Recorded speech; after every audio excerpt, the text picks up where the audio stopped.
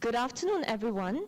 Welcome to our webinar on empowering financial services with artificial intelligence.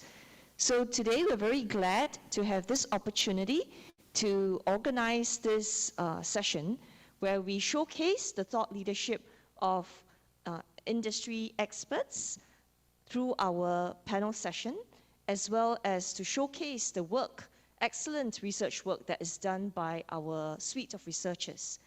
I think this symposium is also in particular distinctive because we are co-organizing it with the AI Research Institute, and it really shows the cross-disciplinary collaboration that's taking place in NTU, where we showcase not just our technical abilities in terms of the AI research that we are conducting, but also showcases the ability to apply it in the financial services domain. So I think we can look forward to a very exciting session where we hear not just from our industry speakers, but also from our team of research faculty. So if I may also invite Professor Po An, who is representing the AI Research Institute, to say a few words. Thank you, Prof. Bo. I'm Bo An from AI.R Institute. As we all know, AI has made huge success over the last many years, and it not only for AI, but also has been applied to many other fields. And we believe that Fintech or finance would be another field where AI can be widely applied. And especially this is very important for Singapore because we know Singapore is an international hub of Fintech and finance industry. And recently the government also announced they will put a lot of investment in AI and Fintech research. So I believe this symposium would be able to help to promote internal collaboration across different colleges, schools, and also promote collaboration NTU and with outside partners. Thank you.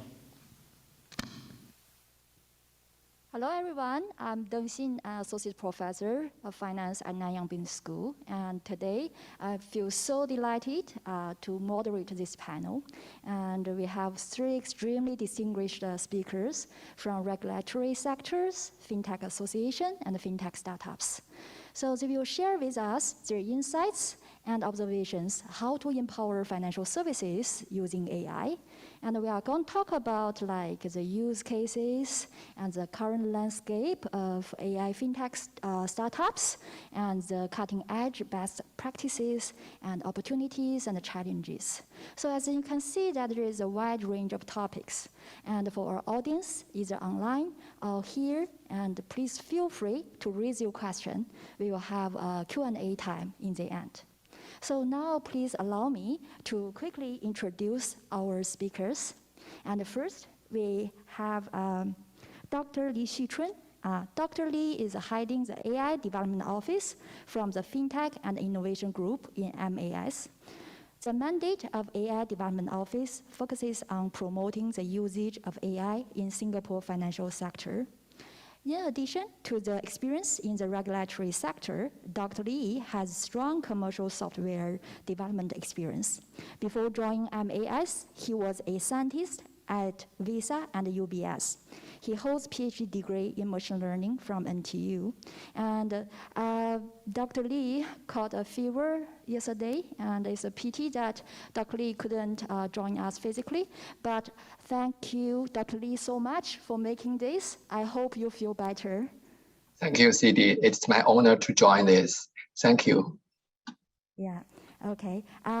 Next, we have Mr. Shadab Tayabi, and he is the president of Singapore Fintech Association.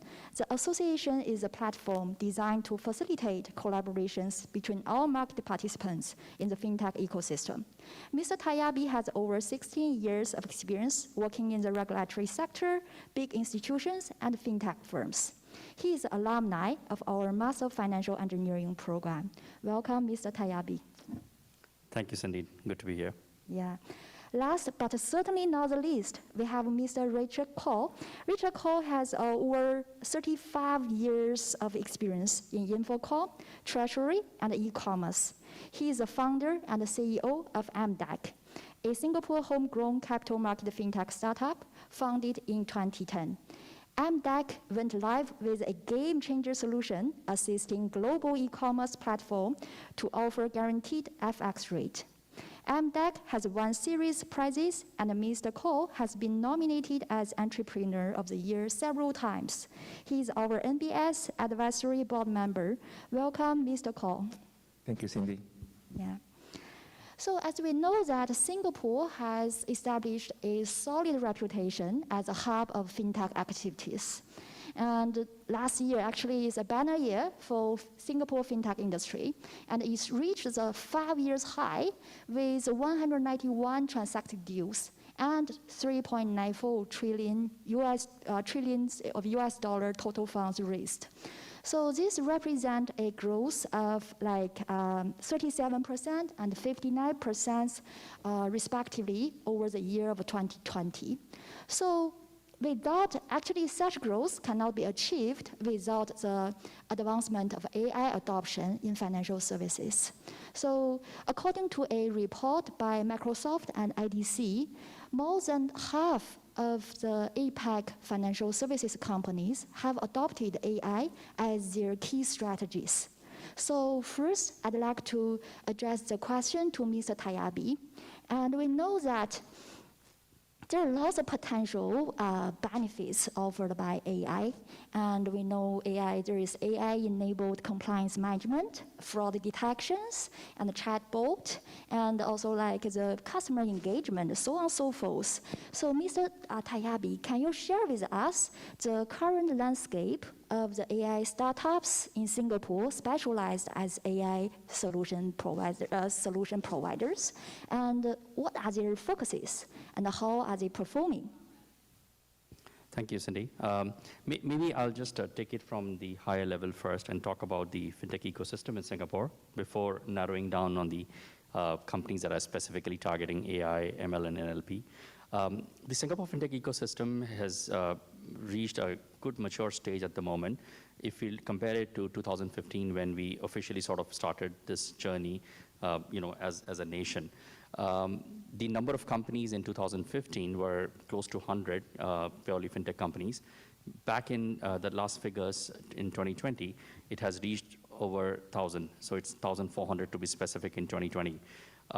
Just in terms of the number of employees that the fintech ecosystem employs, back in 2015, it was about 1,100 employees. And in 2020, it has increased to more than 10,000 employees.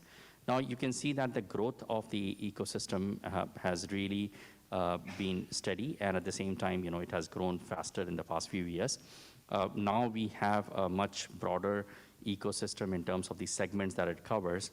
And the last I checked on our own directory of the Singapore Fintech Association, we are the National Industry Association representing over 900 companies as members, out of which about 500 plus are fintech companies.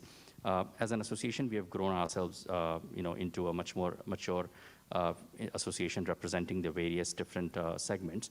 So just looking at the companies that are offering AI, machine learning, and NLP, it's about 170 as I checked last night. Now, if you look at the various business models that these AI companies are experienced in, the most important one and the big ones that come up are digital ID or digital identity verification, credit scoring models, which are more focused on factors which are beyond the traditional factors that the financial services have considered before. There are NLP-based chatbots and even bots that can actually talk. So human voice recognition is another important element of it. There are multiple business models in which its AI is being used.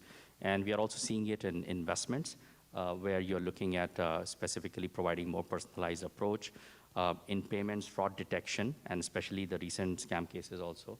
there is a lot of application of AI that's coming into the various fintechs that are either servicing the customers directly, or they're working with the financial institutions in terms of implementing these solutions which are more B2B, but helping them match those problems. Thanks, Mr. Tayabi. And this is really helpful, and for us to have a general picture how this fintech industry is developed in Singapore and how the AI development in the financial industry. And thanks again. I think actually Singapore has done a lot to accelerate AI research and for social and economic benefits. And for example, last November, we know that actually Singapore just launched 2 national AI programs and devoting $180 million additional on the 500 million contributed already.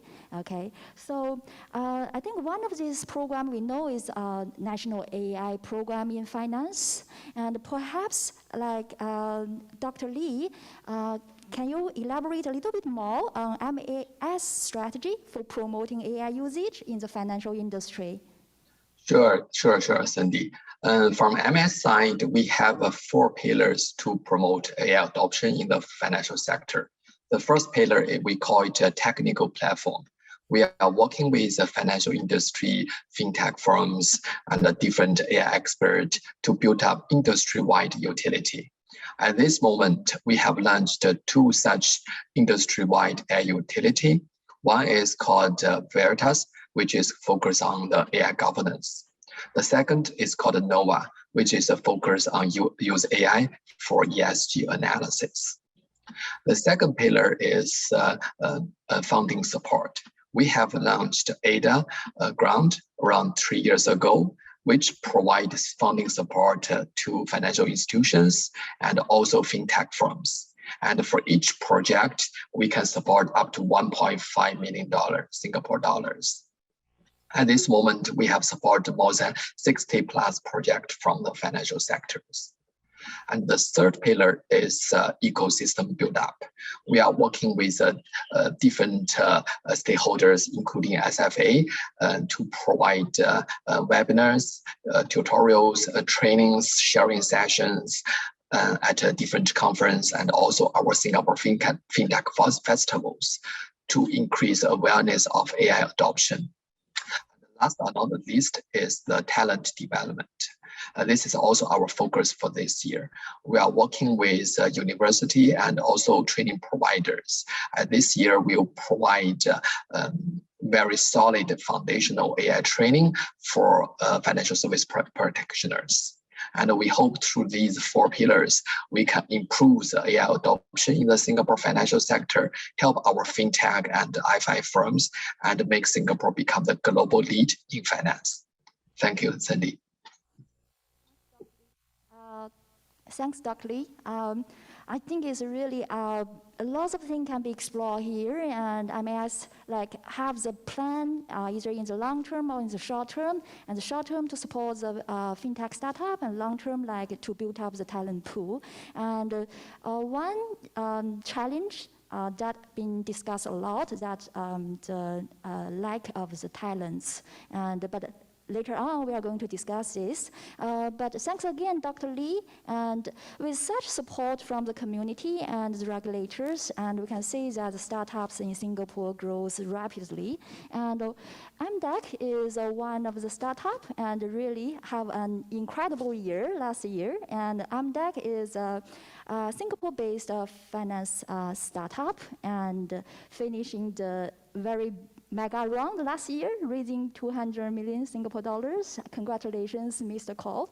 And so if you are a big fan of the overseas e-commerce platform, like me, I buy everything there, and say the snacks or even the furniture. So you probably have the same problem after you make the payment, and a couple of days, your credit card company settles the transactions. Then you find that the exchange rate of the foreign currency just skyrockets. So it's like, it's quite painful in the science. And MDEC actually provide a very creative AI-enabled solution and to provide this fixed FI rate. So Mr. Cole, can you share a little bit more? How can you reduce the anxiety of these customers from the FX changes? Thank you. Sure. Thanks, Cindy. If you were to kind of look at the MDEC history at 2010, at the time there wasn't the concept of Fintech. And then around 2015, we kind of approached the cross-border foreign exchange problem in a different way. And at the time, we didn't know it was called AI or data analytics. We just do what we think was the right thing to do. If you were to trace the foreign exchange market, today, if you're in a bank, you're a trader, you're in a trading desk, you model the foreign exchange price on a supply side equation, meaning you're trying to guess what is the price in the near future, 1 second later, 1 minute later, 1 day later. And then based on there, you try to price your customer trade accordingly. And of course, the further you are from the center of the ecosystem, i.e. the bank, if you are a retail person like you and I, then you pay 4 to 6% FX through your credit card. If you're an institutional fund, you pay maybe 10 basis points or 10 pips. The closer you are, the less you pay. But all these are based on supply side. So at the time, we realized the international e-commerce, especially B2C, not attaining its full potential. Because when you buy something online, just imagine a few years back, you buy something from Amazon in the US, you see the US dollar price, but you are not from US. So how much is it in your local currency, let's say Singapore dollar? You're not sure, you're just guessing. You say, oh, maybe it's 1.4, maybe plus 4%, you're guessing. But would you today walk into a shop, buy something, and the shopkeeper tells you, I'll let you know the price tomorrow? That's essentially what's happening. So we need to figure that problem out. And we realized that the world has looked at it in a certain way, which is a supply side. We thought maybe if we collect enough data on the demand side, things could change. What does demand side prediction mean? Is that if we could, in a certain country, let's say Japan, Sweden, Australia, Singapore, wherever, we can predict that the next 24-hour demand collectively in the whole country is going to buy $10 million worth of items online. If we can guess that, then we could actually pre-hedge or buy the FX inventory beforehand and largely hedge it. And when this hedging happens, it is going to be neutral to any black swan event. Black swan event means there is a war, terrorist attack, central bank intervention. All these things will cause big, massive movement. Like recently, you hear the ruble drop 30%. No one can predict that 30%. You can predict there's some change, but not 30%. So how can you prevent that from happening? Where you do the data modeling on demand side.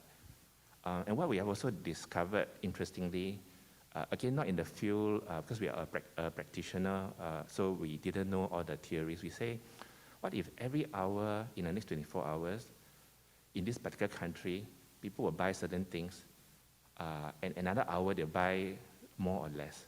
So what we have discovered was that there's actually a curve. The curve can be formed over a 24-hour period, as well as a day of the week. So in e-commerce, what we observe, and something you may realize it is close to your heart, is that on a typical week, Wednesday is the highest volume in most countries. And most days, the most activity happens between 4 to 7 p.m. Because on your way home, you're on the commute, you start buying things online. But on a Friday night, the 4 to 7 p.m. is the low, because people go out to watch a movie, have dinner. Generally, they don't touch your phone. But on a Sunday night, 7 to 11 p.m., before you sleep, you cannot sleep, you start buying things. So once you discover all this profile, you can draw a curve. So even if we got the curve, we predicted 10 million for the next 24 hours, every hour we get a little snapshot coming back. Then we start to plot it. We realize that if we get it wrong, it's a shift of the curve. It doesn't change the shape of the curve. It doesn't change the curve itself. So these are some of the observations that we do, and we just build it all in. And again, we didn't know it was called AI or data analytics. We just play around with the model. And after 6.5 years of live environment $30 billion of flow, it seems to solve the anxiety problem. Thanks, Ms. Cole. I think this is really thought-provoking in the sense that, like, whenever we see a problem, we try to predict and try to look at the problem from the supply side. But actually, maybe we twist a little bit, and then we find actually there is a more creative way to solve those difficult problems. Okay, thanks, Mr. Cole. I think after these 2 years of pandemic living, and we couldn't imagine that without like the access of online shopping, right? So this pandemic just changed the lifestyle of everybody, and meanwhile it's also true for the financial industries. So both established FIs and Fintech firms, and now they are trying to reimagine and what these financial services entail, and what is likely look like in the post-pandemic era. So in the sense that we don't know, and then it's still like in the exploration. And so now I'd like to use this opportunity and to ask our 3 panelists. So what do you think is a post-COVID AI priority in financial services? And what kind of opportunities there for our AI services providers? Okay, so over to you, Mr. Tayabi first. Oh. Sure, I can take that first. So in my view, I think the most important one that we have all seen is the digital identity verification and onboarding, because gone are those days where you could have a very nice front end and a service being offered digitally, but you still needed people to come in and get themselves verified and onboarded. Banks are a clear example of that. If you were to open a bank account before, you had to literally go in and go to a branch, physical branch in person, and get your documents verified. Now, digital ID verification has actually gone much ahead now. In fact, there is a lot of, in Singapore at least, we can see clearly that SingPass has been sort of updated as well. We have our own ICs in there, and we can also clearly see that to avoid a screenshot being used, there is definitely some graphics playing on that as well. But in addition to that, I think the challenge with the e-trading providers is that they need to verify and onboard the customers very quickly, and for that AI is important, and it's playing a key role in ensuring that there is clarity in terms of liveness checks and so on. So there will be a lot more investment going into it, and the companies that have been providing the digital ID verification to businesses will definitely be growing further as well. Some examples in Singapore, Advanced.ai is an example. They do some of that work, and they are very strong partners of SFA as well as an example.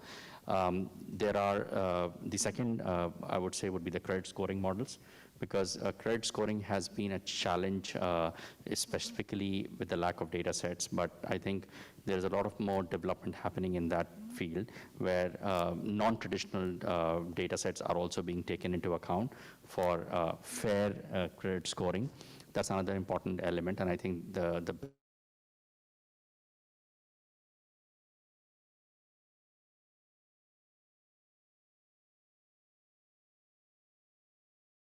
business models will grow further as well. A spate of scams that have happened as well, scams, technologies as well. So that is definitely going to pick up. There are a lot of companies in Singapore, SFA members, who are already targeting that. I think the business models will definitely grow. And finally, one that I'll highlight and which is close to my heart is the investments space as well. Given that the wealth management advisory, some of the solutions that the FIs could offer earlier were only meant for the high net worth or the affluent individuals. But with new technologies available, specifically with AI, more personalized solutions could be offered to the retail and the mass affluent customer base as well, which is where a lot of research is going in as well, and that would definitely drive the ecosystem. Specifically, Singapore is in the wealth management, is growing big in the wealth management space, is already one of the global leaders. So this space is definitely going to get a lot of focus from more research in AI and ML. Okay, thank you, Mr. Tabi and Ms. Cole. Yeah, I think just to pick up the point on credit modeling and scoring, I think in the past, there exists in society there's a digital divide. There are still a segment at that time pre-COVID that they don't touch a phone or any electronic device, i.e. they don't have a digital footprint. And that makes digitization of credit modeling a bit harder, because if you don't have a footprint, they cannot evaluate you. You have a score of unknown, right? But with this, the last 2 years, it has somewhat forced a larger proportion of the society, whether they were comfortable or not, but they basically make them move into the digital sphere. And that allowed them to, for the first time, start to participate in areas where the digital footprint is necessary in order for them to get access. So actually this helps in the financial inclusion, because in the past, by default, they are excluded, because they just go to there and it's, I do not have a score. Like look at China with the Sesame credit. Some even joke that when a prospective parent looking at the prospective son-in-law, what's your credit score? Are you 700 and above? If not, please don't see my daughter. So it has evolved to the stage where everyone is known by a number. But if you don't have a number, then you are off-grid, right? So this actually helps. Although it was helped in a very uncomfortable way, but probably after 2 years and maybe a few more months to go, everyone starts feeling more comfortable. Even the hawkers are okay to accept digital payment. Like it or not, they have to move there. So I think things are, we don't like this pandemic, but there's something maybe positive that came out of it. And that is it actually fast-tracked the entire country, the society's digitization, much more than any grants or incentive or training could have ever done. Thanks, Mr. Cole. Dr. Lee, can you share a little bit more? Sure. I agree with the two speakers on the use case from the banking industry. Maybe I add a little bit more from the insurance industry. We have seen more and more usage of AI in the insurance underwriting, which help to speed up the insurance processing and potentially lower down the premium cost for the customers. Although insurance industry is using of the AI is a little bit behind the bank industry, but we do see some improvement. Another area beside the Roboadvisor, we see more and more AI and data analytics usage in the capital market. For example, using AI for trading, for wealth management, for risk management. Around 2 years ago, US, Wall Street, London already start the adoption of AI for investment, and we see a pickup here in Singapore, and we foresee this is another good areas in the next decade for Singapore regarding the capital market. The last one I want to share is recently we did a little bit survey about what is the plan in the current and the next 3 years, the adoption of AI, and the majority, more than 2/3 of the survey, the banks give us a feedback that they will do this in the coming years. So but one of the biggest challenge at this moment is the talent. Sorry, I have to emphasize that one more time.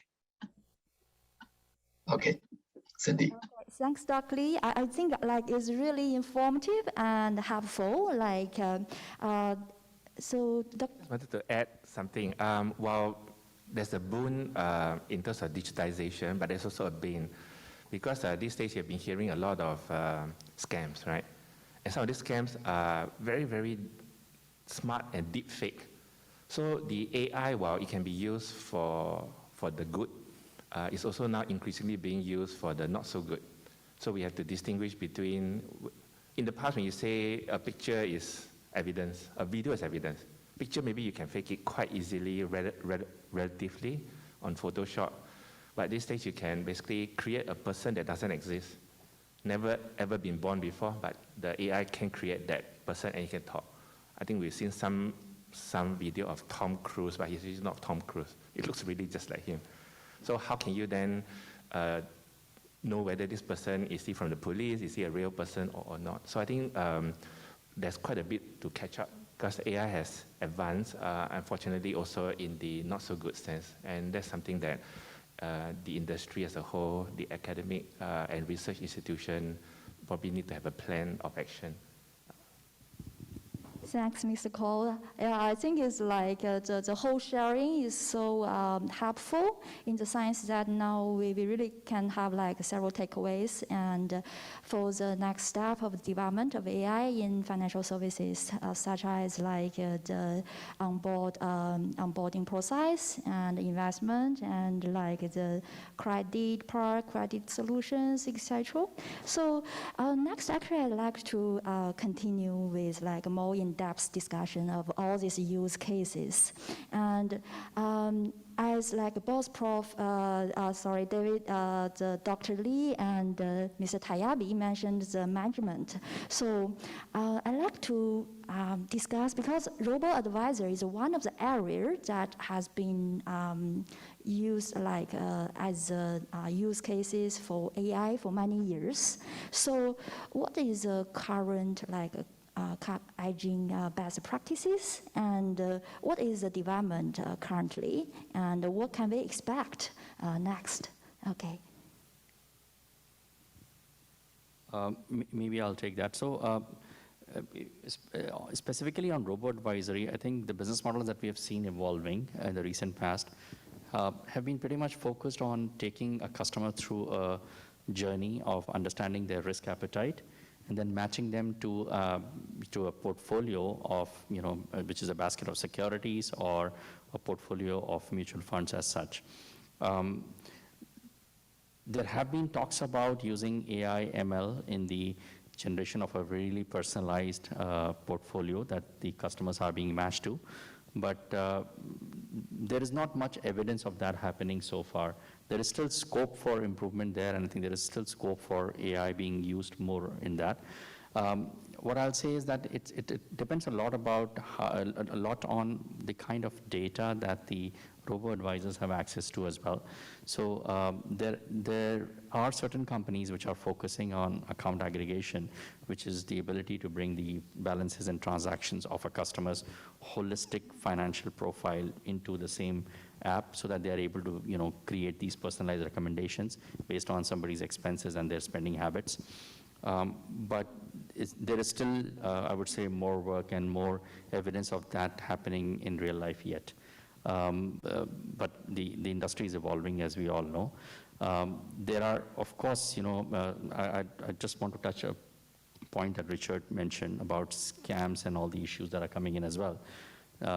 I think there's a lot more need for having clear frameworks defined by the regulators, agreed between the FIs, tech providers, and customers on how AI is being managed and how the data is being managed, because ultimately data management needs to ensure that there is no bias or less bias as much as possible.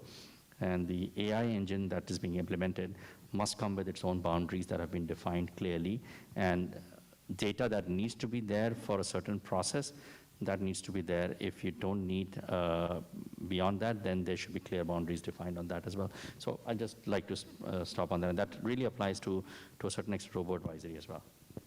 Thanks, Mr. Tayabi. Dr. Lee, can you share a little bit more about the investment side? Actually, I think it's like we say we do expect to have more automated services, and then we may expect that one day we have this so-called cognitive AI and can just do all these decisions ahead of us. And so I'm not quite sure how far do we from this and in the investment sector, Dr. Lee? Sure. So especially from the so basically from AI usage in the investment or the capital market fall in two parts. One is more like a capital robot advisor. Okay. Another one is for trading strategy. I will talk separately. For robot advisor, yes, on that side, we also see in the last couple of years, a lot of fintech firms provide robot advisor. But I think one of the challenge for the Roboadvisor is to accurately estimate the risk tolerance of individual customers. Traditionally, people use a survey, or investment bank or the banks use a survey. The individuals will answer some questions, and based on that, we'll estimate your risk tolerant. And based on risk tolerant, build up a portfolio. But with the AI, I'm seeing one advantage is if AI can take more data from this individual, okay, your e-commerce behaviors, maybe, or even your family informations, you other behavior patterns, even transaction patterns, have a more holistic understanding of the individual, then that will better for AI to help estimate the risk tolerance and build up a better portfolio for the individual. I think that is probably one areas in the next couple of years Roboadvisor can bring more value to. Another areas in the capital market is use AI for investment, such as using AI for the tradings, identify which stock to buy, when to buy, etc. These are more used in the hedge fund firms or investment banks. We do start to see more and more hedge funds start to use that. And from MS side, we also want to work with the industry to build up the AI fundamentals to help both Roboadvisor and also the hedge fund usage of the AI. Thank you, Cindy. Yeah, thanks, Dr. Lee. I think actually here that reminds me one like additional question, like I'd like to discuss with our panelists. Yeah, we do hope that we have such like automated services, and to say that like AI can tell me like for this month how much I should put in saving, how much I should like keep like maybe for the holiday with my kids. So, but like whenever all this automatic decisions made by AI, then I kind of like feel a little bit creeped out in the sense that how come they know all my informations? Like then it's kind of like there is a trade-off. I mean, we do have the privacy concerns here, and we do want to have this like smart decision makers for us, like enabled by the AI. So what do you think, like how to balance this trade-off?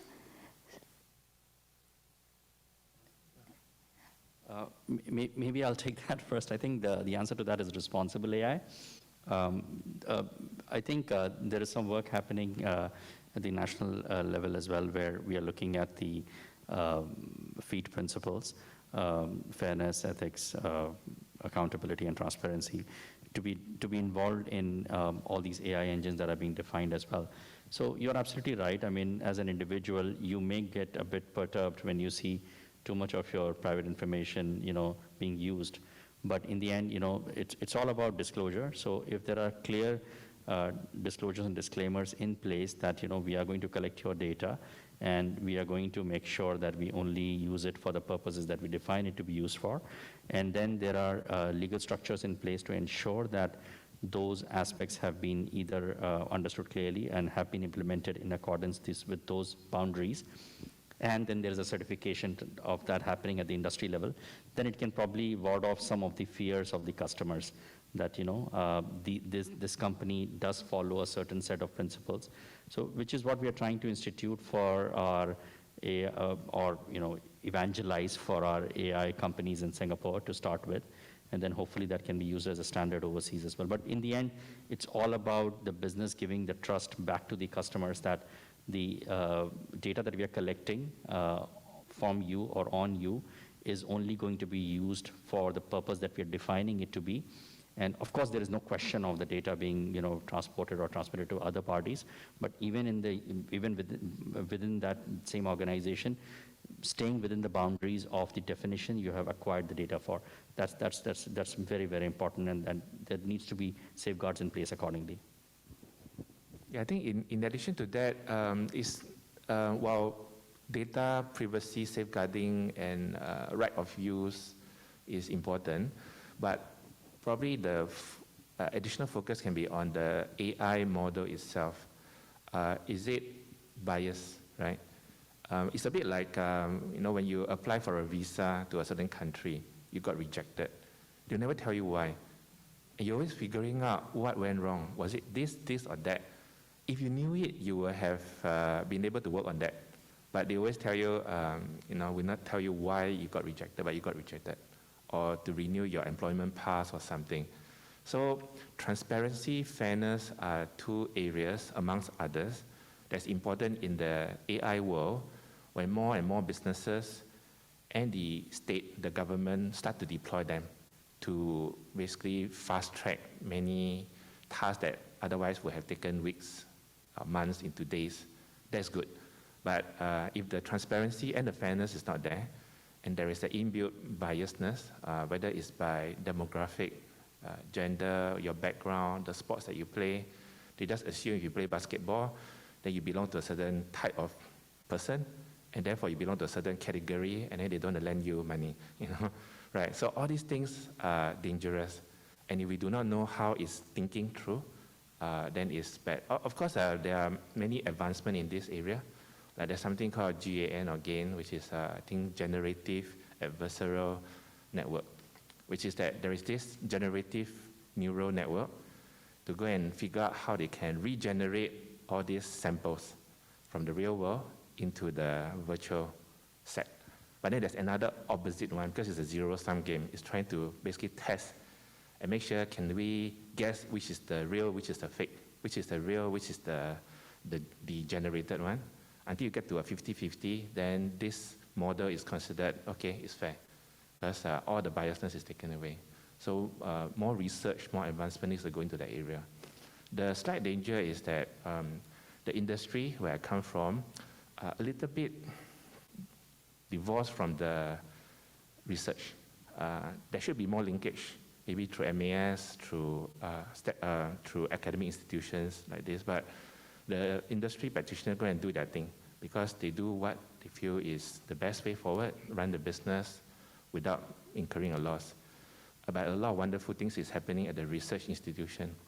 And there's a lot of all these very big, important criteria and ideas that's being formed, which doesn't require time or profit pressure. But these two, there isn't really a link. So there may be a danger that some company became so powerful, they have the data, and they also have the way to decide how to use the data. But all this transparency, fairness isn't taken into account enough. So maybe there's a way to bridge these two. Just my thoughts. Thank you. Thanks, Mr. Cole. I think Mr. Tayabi and Ms. Cole has explained from the business logic and from the technical perspective, always as a private sector, and how shall we deal with all this data privacy. And of course, there are lots of discussions on the discriminations bears used AI. And perhaps, Dr. Lee, can you share a little bit more from the regulatory sector's point of view? Sure. Actually, MES 3 years ago already announced the FEED principle, which stands for the fairness, ethics, accountability, and transparency. That is used to guide the financial institutions to use AI in a responsible manner. And in the last 2 years, MES also working with 20+ members from FIs, AI firms to create a Veritas framework, which is a practical methodology and also open source software, so that FIs and the fintech firms can use the FEED principles or use Veritas methodology and softwares to assure the fairness and transparency of their systems, which serves the customers. Yeah, and we are also continue this journey. And for this year, we will focus on working with FIs and the fintech firms to integrate the FEED and the Veritas into their product and services. Yeah. Thanks, Dr. Lee. I think another use cases I'd like to discuss with our panelists is for the credit solutions, as we have already mentioned several times. And the reason is this is so important. We know that currently, worldwide, we still have 1.7 billion individuals who do not have access to financial services, and is unbanked individuals. And even in Singapore, we know Singapore is one of the markets with most developed compared with other capital markets. But still, still like quite significant residents still do not have like access to credit cards. See. So MDEC, I know like a recent business development is to tackle with this problem. And maybe Mr. Cole can share a little bit more how to extend like these credit services to underserved population in Singapore. I think financial inclusion is a very big topic for many, many years. And I think the problem with that is the lenders essentially are doing a business, right? They don't want to lose money. So if they lend out $100, they hope to be able to recover the 100 and then maybe make $2. The problem is they do not know which of the 100 they're going to lend out is going to turn back. So therefore, if you think that $5 is going to turn back, they must charge at least 105, and plus a small profit element 107 to stay in business.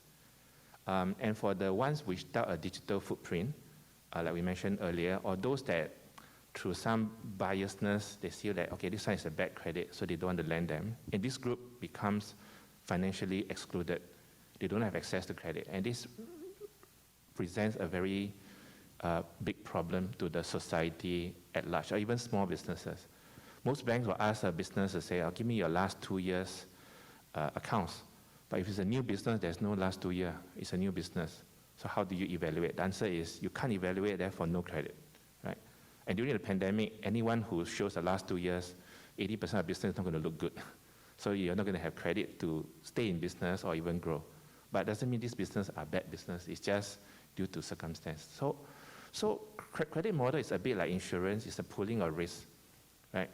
And the idea for insurance is you don't create a product that you end up attracting the adverse selection.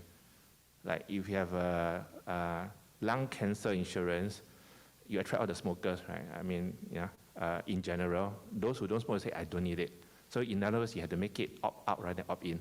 So everybody is going to have this general insurance. You pay $1, maybe through your CPF or something, and everybody gets covered a basic. So with that, this pooling of risk will work because everybody is included. No one will be excluded because otherwise the insurer, being a business, they will exclude you. Because they will look at your profile and say, high risk, and they will not take you on. So for credit, the important thing is to do it with AI and data analytics to such an extent that, let's say by normal means, pre-AI, say 10% of the population or businesses will not get credit. But hopefully with this, you can reduce that 10% to maybe 3% or 5%. So you cannot solve all the problems because there will be some that is a bad credit risk. But hopefully those whom are lacking in certain normal criteria, you could use alternative data to find it. And many other countries which has adopted digital ahead of us for 10 years, they have done that. They will observe your behavior online. When you sell things, you're buying things, do you always ask for a refund? Are you always complaining about certain things? In one of my talks a couple of years back, when I mentioned about this, the audience thought I was promoting financial exclusion. But it took me a while to bring them back to say, actually, I'm promoting financial inclusion.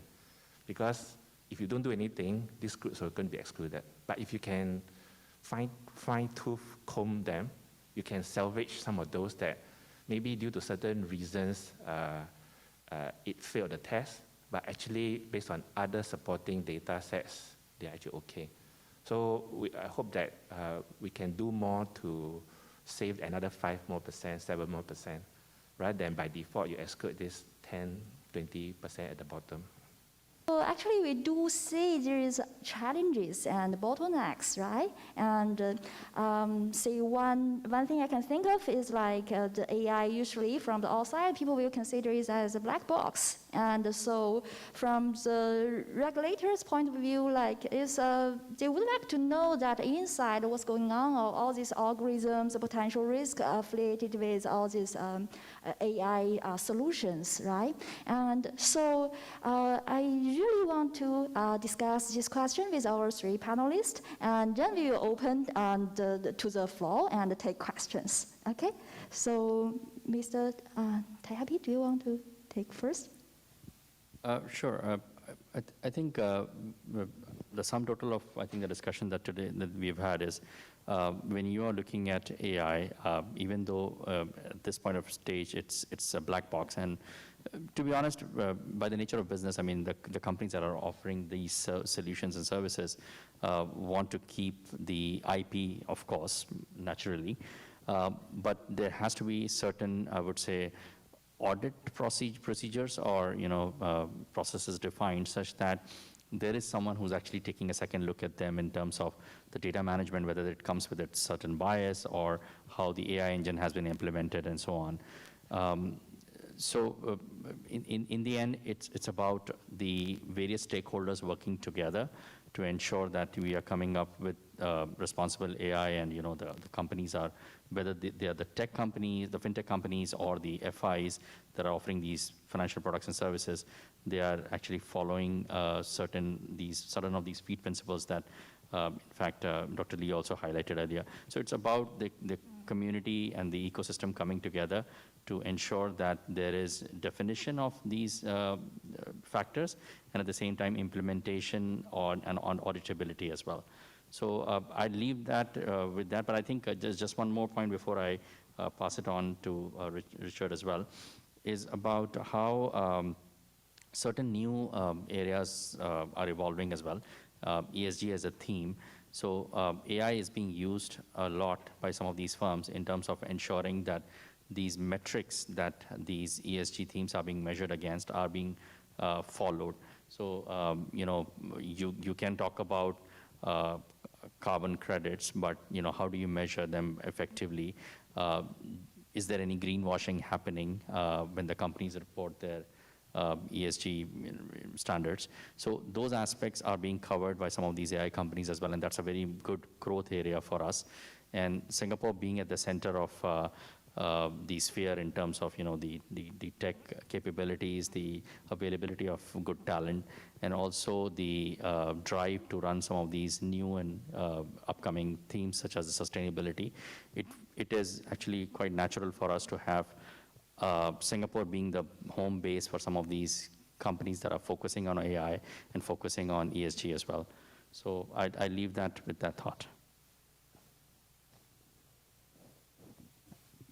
Thanks, Mr. Tayabi. Mr. Cole, Dr. Lee, would you like to share your views on this challenging part? The challenges? Yeah, the challenges, the current most important challenges, do you think, like for AI in financial services? I think we mentioned a few times earlier, but to me the most pressing need is lack of talents. Yeah, I think we just don't have enough people who are trained and also practicing in this field. It's still very nascent, and even if we were to start to do something about it now, it won't be another 5 years at least before you start to have that. So in the meantime, we have no choice but to import. But then at the same time, it's kind of going somewhat against our national manpower policy. So those as entrepreneur in this field, I find it very challenging. Yeah, definitely, I think talent. If I may just add to that, Richard, I didn't want to steal your thunder by saying that part, because it is the most pressing need that we at the association are also hearing from our members all the time. It's not just AI talent, it's about general tech talent, the lack or the scarcity of that at the moment. It could be a mismatch between the supply and demand at this particular point of time, where because of COVID, there is a lot of digital transformation happening, and we need a lot more tech talent to be there. But I think being in NTU, I really want to highlight that fact that we really need to work together, coming together as a community with regulators, with policymakers, with academia and industry coming together very closely on this, because it's a problem that will, I mean, unless we take really active steps towards it, we'll have a challenge going forward as well. Yeah, thanks, Mr. Tayabi. Dr. Lee, do you have? Sure. Yeah, I agree. Talent is the biggest challenge. I also heard a lot from banks. The talent, including not only AI talent, but also general tech talent, software, infrastructure, etc.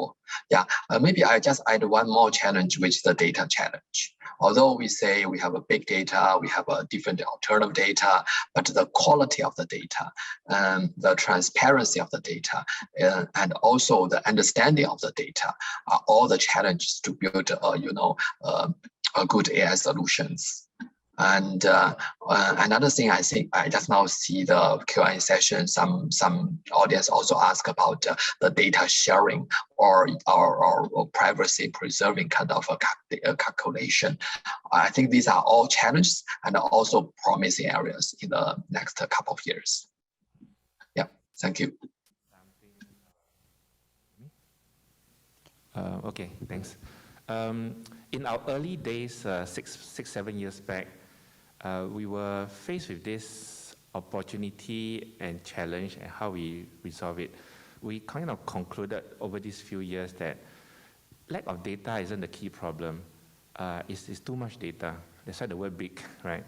You have so many data points, 20,000 or more coming in, and how do you filter out the noise? So I often share this little analogy. I say that, maybe during summer, somewhere in Europe, people go to the beach, they buy a lot of ice cream, and then because everyone swims at the beach, there'll be more occasions of drowning, right? Can you conclude that eating ice cream leads to drowning? You can't. Clearly it's not, because we are smarter than AI, we will know it's not true. But if you just put everything into a model, all these data are collected, you may find the wrong cause and effect, and you conclude that we should reduce ice cream store because it leads to drowning, right? So when we had this opportunity to solve the e-commerce problem outbound from China to the rest of the world, despite us working very closely with those very large e-commerce platform, our client and partner, they never gave us primary data. So we do not know which one of you bought that item, if you're the same person who bought it last week and this week. And what item did you buy, what color, what quantity, I have no idea. I only know the financial value of that transaction, and I cannot even have a unique identifier to link the two. So we realized that they have the primary data, I only have observing secondary data. So we built our model around trends, mega trend, rather than primary data. And most of the time, we keep thinking about AI and analytics on as much data as you can find, and if you can trace it to one person, even better, then you can predict. We actually found that because we are forced to breathe underwater, I had to develop grills, because the world isn't kind to me, I don't have primary data. But actually, the secondary data turns out to be even better. With that, even though we collected the data, we built a model using 5 years data in 2015, and in the last 6 years, we have real-life data. Now I can deploy this data to other asset class in the 45 countries that we operate in. Even though this is not from Alibaba or Jingdong or something, I can use the data. Because as it turns out, none of us are loyal to one platform. We just choose whichever platform, buy the same thing, the cheapest, the best deal, the most coupon. So actually, I managed to find the profile of the whole country, knowing what time people do what. And that data actually is very stable, doesn't have all the noise. So it's a bit like the saying about forest and tree, right? If you keep staring at the tree, you can see the forest. In this case, those with primary data, big data, they focus not on the tree, they focus on the leaf. So with that focus on the leaf or the tree, you can't see the forest. So maybe less is more. Instead of taking 20,000 data sets, you should take 200. And essentially make sure that the cause and effect is mapped out correctly. So this is, again, just some practical observation over the years. Yes, definitely. I think this is really very insightful. If we keep doing the discussions on data, all the solutions, I think we can run over the whole day. But time really passes fast. I think possibly but luckily, I think all the questions here we more or less have touched. But one particular question from our audience is how is the international market footprint beyond Singapore? of Singaporean fintech companies right now? Any particularly high potential markets? So, our panelists, do you have any thoughts on this to share with our audience? Maybe I can take this on. I think because we are in ASEAN, we have to focus on the backyard, which is ASEAN, right? When you talk about globalization, it's important, but what's more important is the regional market. And very few are able to transcend the regional market well, primarily because it's really 10 different countries with 9 currencies and, I don't know, 100 local languages. It's very, very challenging. It's not a uniform market, unlike the EU. But instead of going too far abroad, too far away, we should look closer. So that would be what I would do if I do it all over again. Okay, thanks, Ms. Cole. I think really we are up to the time limits. But anyway, I think we have been discussed a lot about the challenges, the questions raised from our audience online. So let me thank all our panelists again. Thank you so much for generously taking our time and make this event happen. And to our audience, thank you for all these insightful questions. And sorry that we couldn't address all of the questions, and I hope we answer partially during the discussion. Okay, thank you all. Thank you to our distinguished panel for sharing their thoughts as well as expertise with us in this panel session. So if we may actually invite one more speaker, Mr. Stephen Wang, who's the director of the joint WeBank NTU Research Center on Fintech, to give us a short talk. That would be great, yeah? Over to you. So I just want to make this is not a presentation, but this is like a session to exchange some ideas on top of the mind, emerging on top of the mind, and probably also echo to some of the points mentioned in just panel discussions. I just want to make this session as interactive as possible so that you just can jump in, interrupt, asking questions, think something differently. Well, I think quickly to walk through about the data availability, about the technology enablement, and also the use cases. But Cindy just mentioned, I think, thoroughly in just panel discussions. And then go to the review of the benefits and the risks. I think most of us, as a market player, we are facing some of the dilemma, and what will be the road ahead.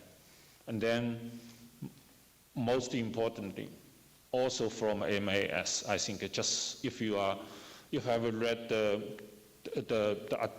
circular called FEAT, then you see building up the confidence will be the current cornerstone and the foundation for the probably next step leap of the AI and the fintech. Okay, very quick to look at the data availability.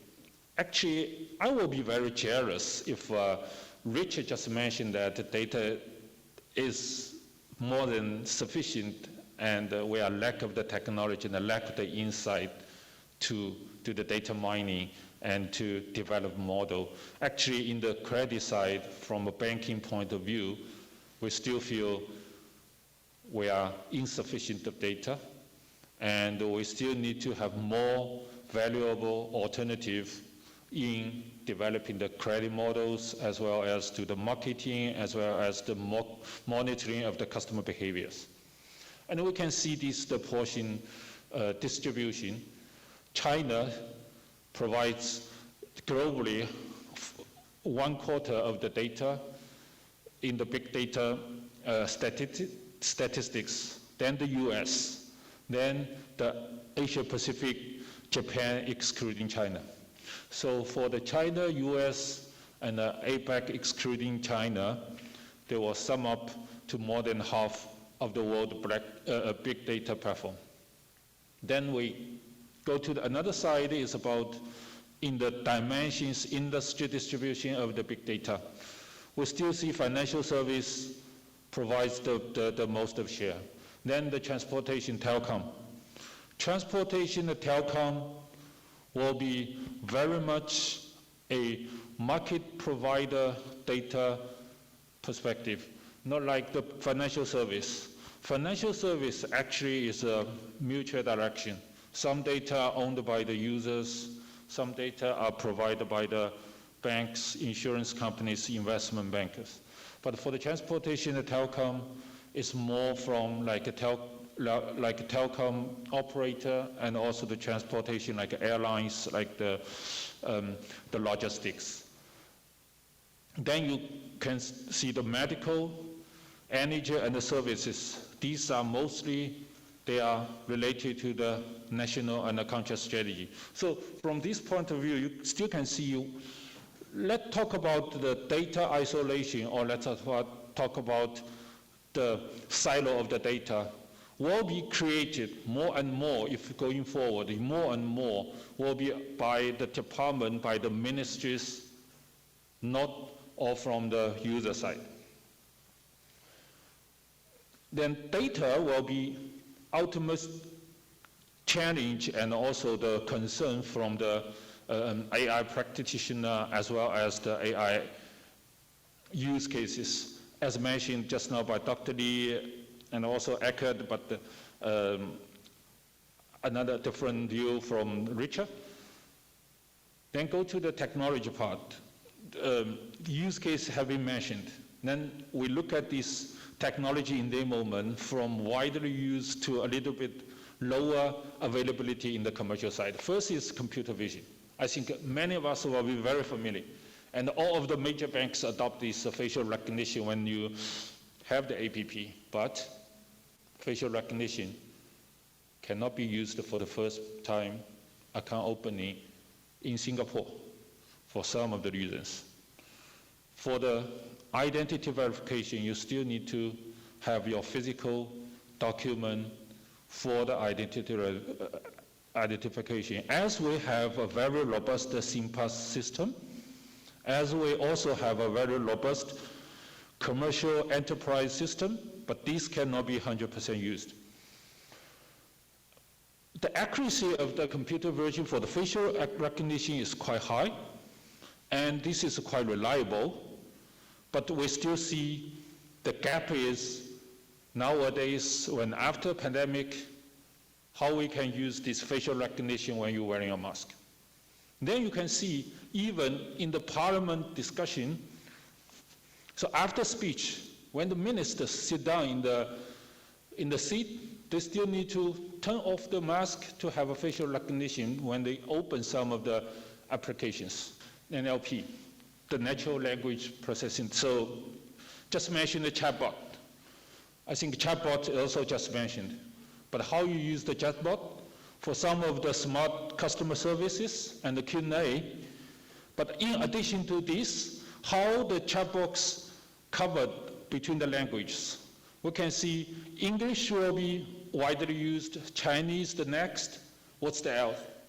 So Singapore is still in a better position to launch these chatbots in the ASEAN with different languages, but we still see some of the gap on this. We launched the program in our NTU Waybank lab to develop the chatbot for Bahasa.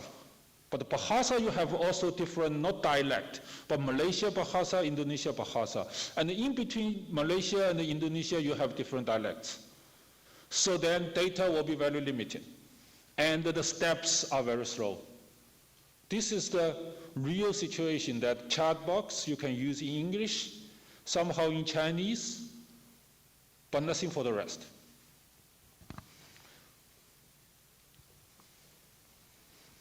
Then next, the machine learning. You can see different models, and people talk a lot about how you use the data to develop models on the machine learning.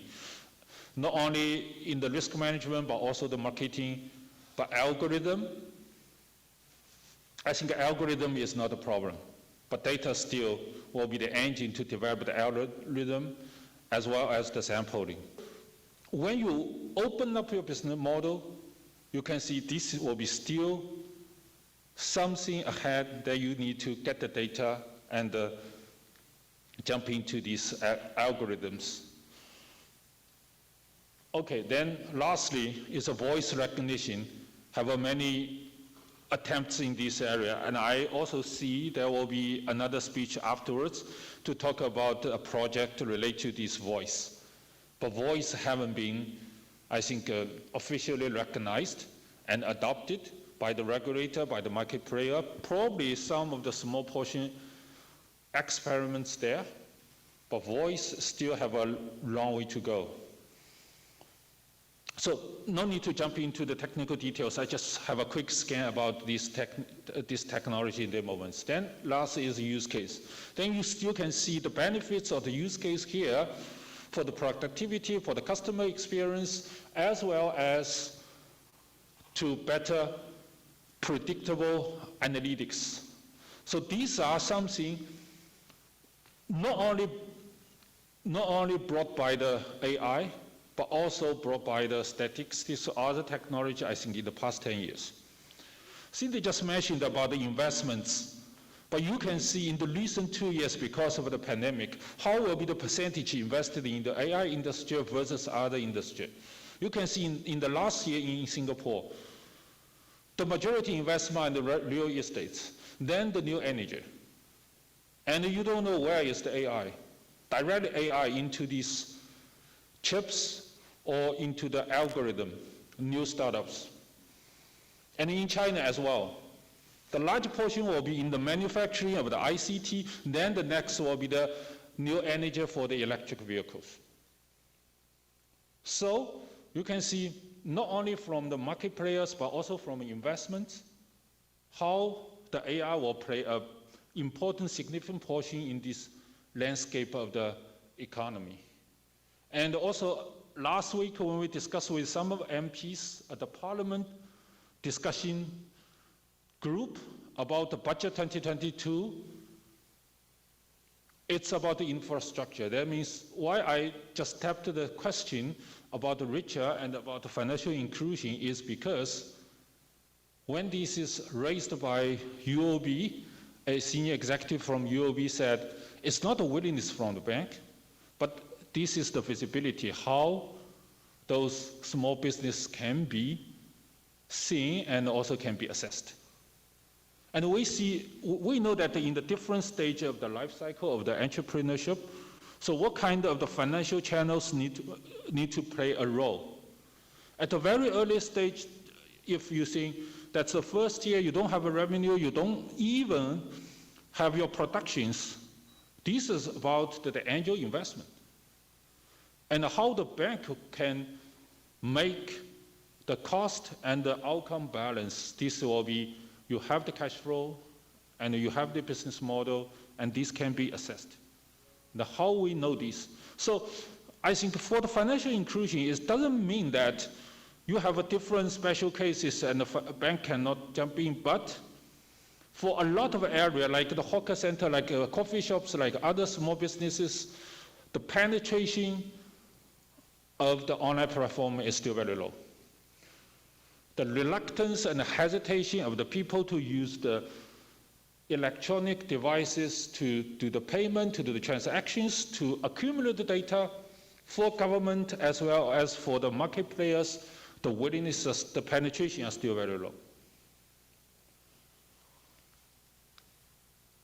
Okay, I will skip these benefits.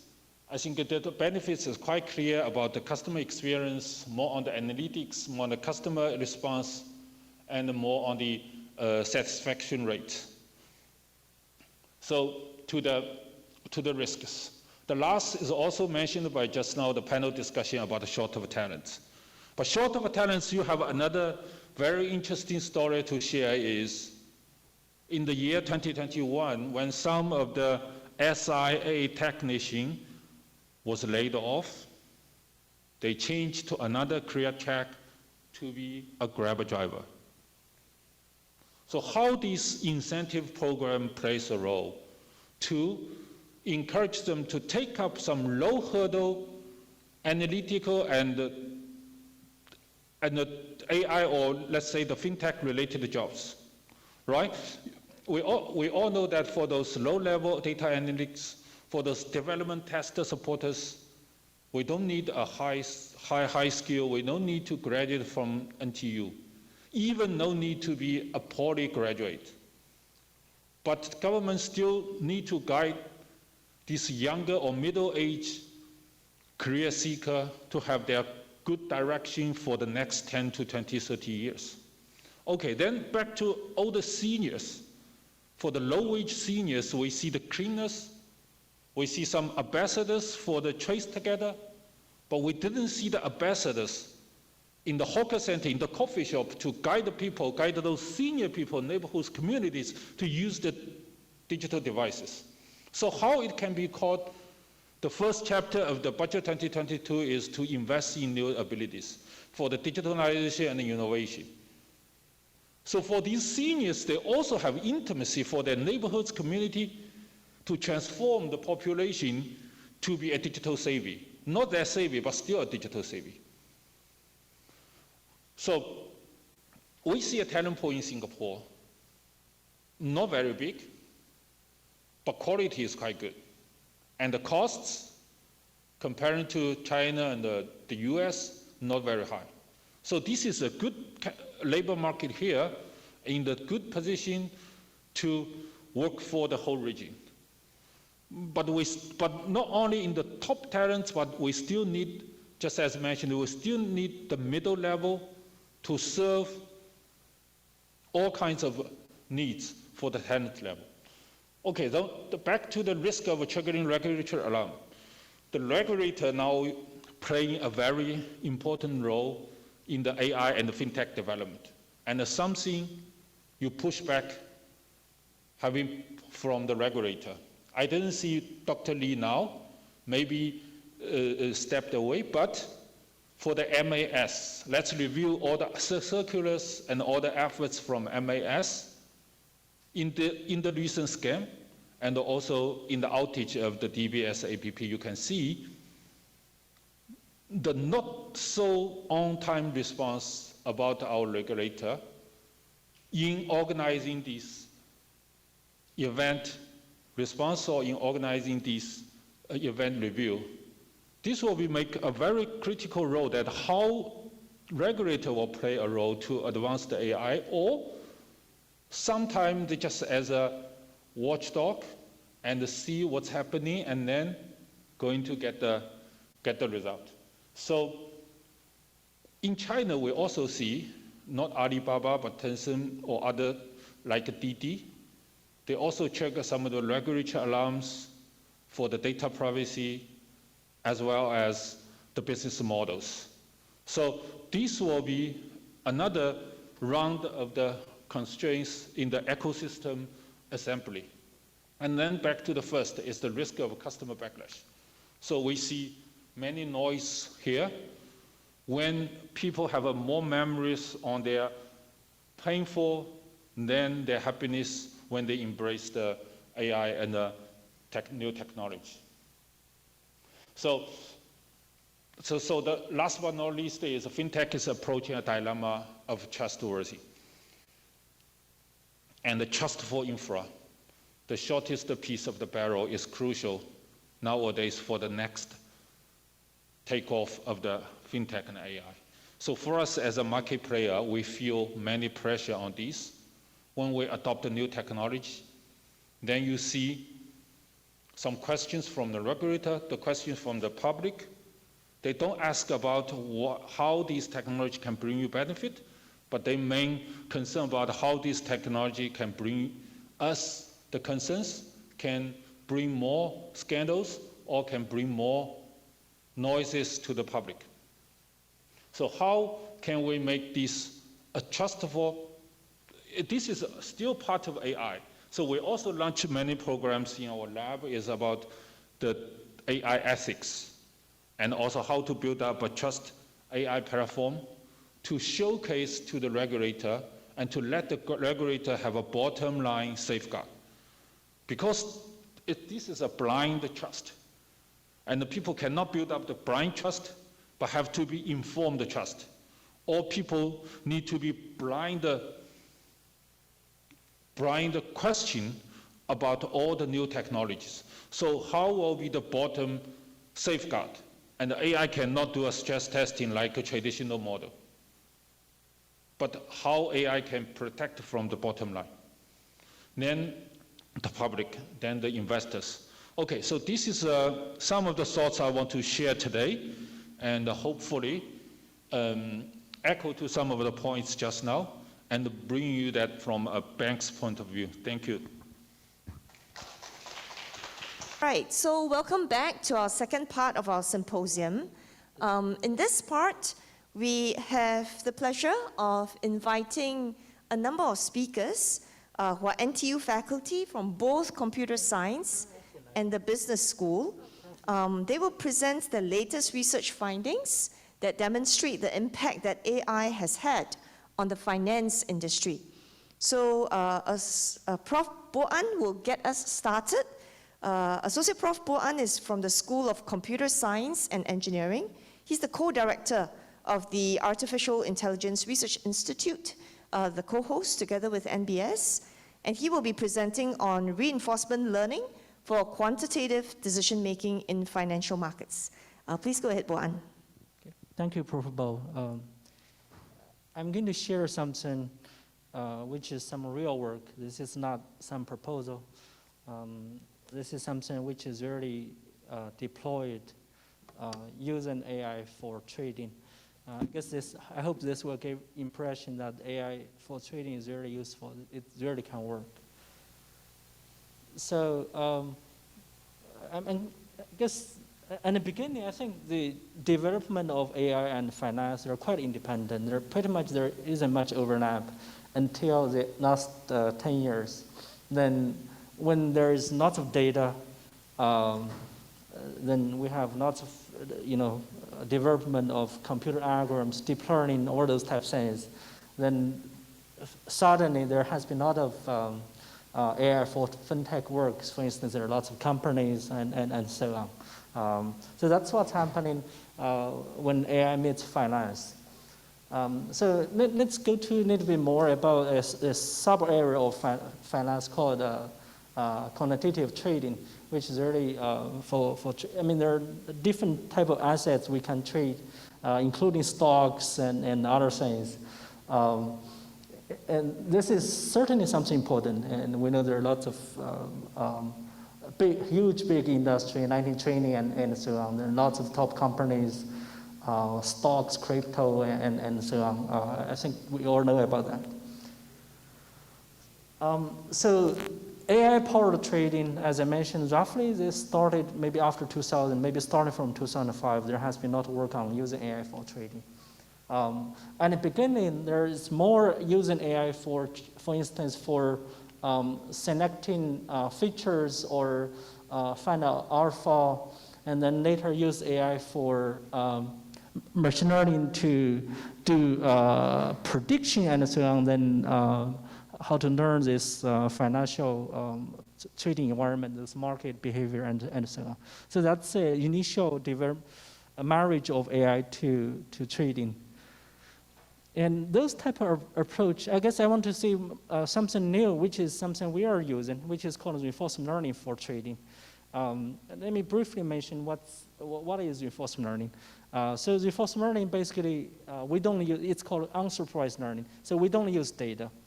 We assume no data. So this is really a trial and error process to acquire near optimal behavior skills.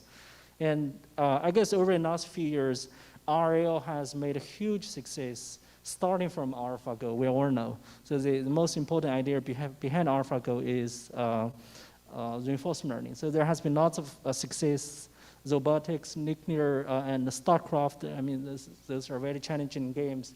It's all based on reinforcement learning. So we have been using reinforcement learning to solve many industry problems. And I guess today we will show how RL can be used for trading. So when we try something new, I guess certainly it's because some old technology, they have limitations. For instance, for existing rule-based financial methods, I mean, it's certainly sensitive to lots of hyperparameter selection, and highly reliant market condition, and poor generation ability. And there has been lots of prediction-based method. So I want to mention traditionally, when early stage, when we use AI for trading, they often make this into 2 stages. The first stage, they use AI to make prediction. For instance, they predict how a stock, the price will change in the future. And then based on the prediction results, they start to decide which stock to buy and which stock to sell. I guess it's very interesting. There's a gap. Better prediction might lead to poor revenue, need to lower revenue.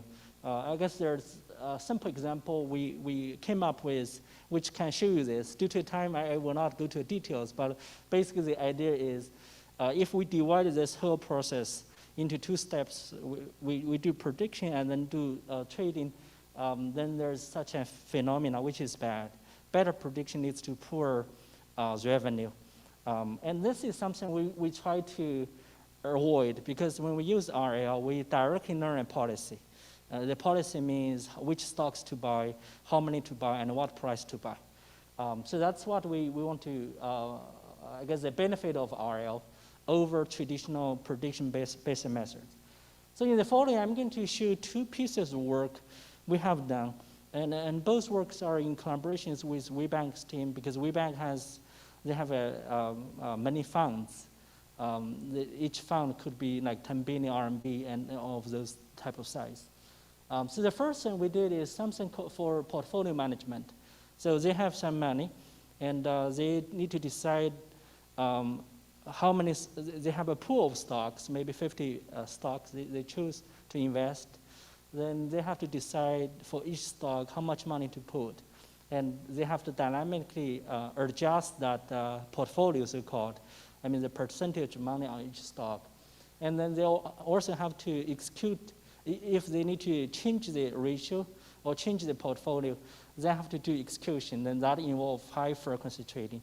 So this is something we did, and we had a paper on this in 2021, and this has been deployed by WeBank to run their funds. So I guess maybe due to time, I will not go through the details, but just give the high-level idea. So what we did here is we came up with something called hierarchical reinforcement learning. So the idea is we divided the decision making into two levels. And higher level, we try to decide the ratio, the portfolio of different stocks. And at a lower level, after the higher level decide, for instance, this stock today I need to buy 1 million hands or 100 hands and so on. Then the lower level will decide, and today where to buy, when to buy, and what's the price and how much to buy. So this is kind of high level. It's more deciding the ratio, the portfolio, and low level is more about high frequency trading. So this is something we did. I guess I will not go to technical details, but if you're interested, you can look at our paper. And we certainly have lots of experimental results in both US market and China market. And we did much better than the existing approach.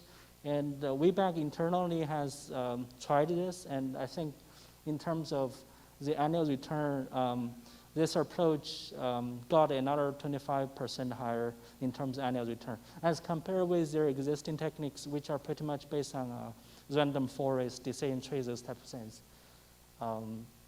So this is something we did for portfolio management. So here we want to decide which stock to buy, to sell, the ratio, and also the high frequency trading. And something we just did, also in collaborations with WeBank team, is for the futures.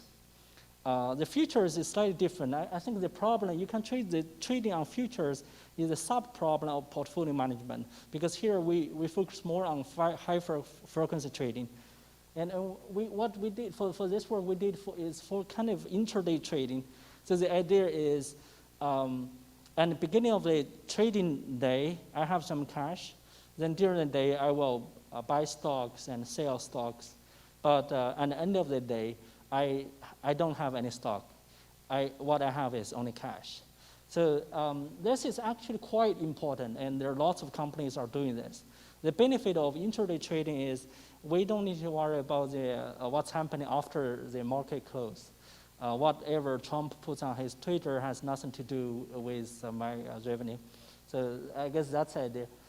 There has been lots of work in the past, and basically we came up something. I guess this is quite complicated, but I will highlight some key ideas. For instance, we really look at how to organize or how to look at all the features, long-term features, short-term features, and so on. So this is the first idea. And second idea, and we also look at something called, I think we have more exploration, hand-decided reward function. So what does this mean? This is not something we didn't consider in the earlier work. So this means the following. For instance, if we use the data between 2010 to 2020 to train a policy, and this policy is going to be tested in 2021. Okay, so we use 10 years data to train a good policy. And when we are using the data, let's say in 2011, actually when we want to know whether that decision is good or bad, in the last piece of work, we just look at maybe what's happening the next day and so on. But actually, you can use what's happening in the next few years, just before 2021. That's still okay because we are using, the whole many years data to train this policy, which is which is our node, but we didn't use that. But here, we really try to exploit such kind of information to help. And also, we use some auxiliary tasks to prediction the future volatility to kind of help to make trade-off between revenue and risk, those type of things, which can help. And still, we did evaluation on share bonds, stock index, and many other things, and did lots of ablation study. This is also adopted by the company to decide how to do their futures. So I guess our collaboration with industry is always under high pressure because they will try this. If one day, every day, if they say, today they're losing money or some behavior is weird, they will quickly call a meeting. They will send us such kind of thing. They will look at where our strategy will buy and where we will sell. And then if there's issues, we really need to look at the curve and see what's wrong with the AI algorithm and so on. So let me summarize. I think I used two examples to show how AI, especially deep reinforcement learning, can be used to, this is something real. You can really use this to make money. And there are lots of things we need to develop because using RL for QT is still at a very early stage. Based on our understanding, JP Morgan Stanley, they're not using it at all. For Singapore's companies, maybe they're thinking about that, but really there's no company has been starting to do it. So I believe there's a huge potential, but then I think we made some preliminary progress on this, but there's still lots of work to do. For instance, stock markets really does not have much data. The data is very limited. Sometimes we use order book, this type of data, but there are lots of manipulation on order book, so you cannot really trust what's happening on order book. So how to model, use limited data to build a simulator because sometimes we need to think about scenarios which never happen. So that's why we better have a simulator. And in terms of algorithms, so we need to develop better and better algorithms for, further improve their revenue to earn more money. And there are lots of other issues. I think some of those other issues are mentioned by the speakers and panelists. So there are lots of things to address. So let me conclude. I hope in the end I somehow convince you AI or RL is really useful for trading. This can really generate revenue. And this is just the beginning. There's huge potential, and we're actively working on this. Thank you.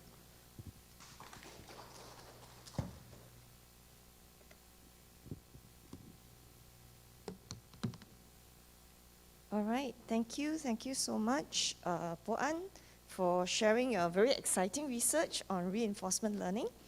Now let us invite Assistant Prof. Jack Tong. Jack Tong is from the Information Technology and Operations Management Division from the Nanyang Business School. He works also on looking at the impacts of AI, and he's going to share with us his research on business value of AI voice system in fintech applications. Thank you very much, Wei Fang. Good afternoon, everyone. Thanks for Wei Fang's introduction. I've saved my time on this page. So my research mostly centers around new technology application, especially in AI and social networks. And also I collaborate with business firms to design field experiment, and also using machine learning to identify the causal impact, whether the ice cream on the beach will cause people dying in the water, right? That's basically one of my research philosophy. And before I get into the details of my research, so for the safety measurement policy of NTU for COVID-19, I'll put my mask on virtually. So AI is not a new term, as everyone knows. It's been with us for more than half a century. And the AI technology has fueled the development of supercomputer and also the robot, which are flooded in our life. So today, I would like to talk about a new technology from AI, which was showed up in business practice using AI voice analytics and facilitate the intelligent agent, which can simulate human voice and also conduct natural conversations like a human being. And why it's important? So the advancement of AI technology in voice has demonstrated very semantic potentials for business world. And in particular, this natural conversation capability of AI voice bot may save up to more than $1 trillion that has been invested in call center operation globally. And for personal usage, actually, such AI voice bot has appeared in our life in the format of like Google Duplex, Amazon Alexa, or Apple Siri. So despite such promising benefits, actually many firms, they are uncertain, even doubtful of AI value in user interactions. In particular, they are not certain about how this AI voice bot can be improved. So we realize that AI can sound like a human, but is that enough? How we can improve the voice factors for this AI effectiveness? So as a business scholar, actually, we don't have much knowledge regarding how to improve the factor design in the AI voice bot, in particular in their voice features. So against this backdrop, actually, this project, we try to tackle this challenge and want to investigate the role of audio stability and the personalization for such AI voice bot effectiveness. So we collaborate with a fintech firm. We conducted 2 field experiments. Then we use audio data analytics to unpack the underlying mechanisms. So here are 2 objectives for this research. The first one, we want to use a design feature science approach to identify the speech factors that can help the AI voice bot improve its conversation effectiveness. So for speech factors, actually, we focus on 2 dimensions. The first one is the content of the speech. We use a layman label, what you say. And the second one is the vocal characters of the speech regarding the pitch, your amplitude, and also the speed. Then we label as a how to say. Second one, we want to use this AI voice bot, which are fine-tuned on their vocal features, and compare in the real business scenarios relative to human agents, and understand whether our proposed feature design will improve the effectiveness of AI relative to human agents in the call center. So here's the research framework. As I mentioned before, there's 2 field experiments. And for the first one, we apply the design science approach, and we manipulate the voice features of the AI voice bot regarding their audio stability and also their personalized speech content, which are widely supported from the existing human and social science literature. Then we compare the 2 versions of AI voice bot, AI voice bot with stable voice, personalized speech, versus another AI voice bot with lower stability and also lower personalization.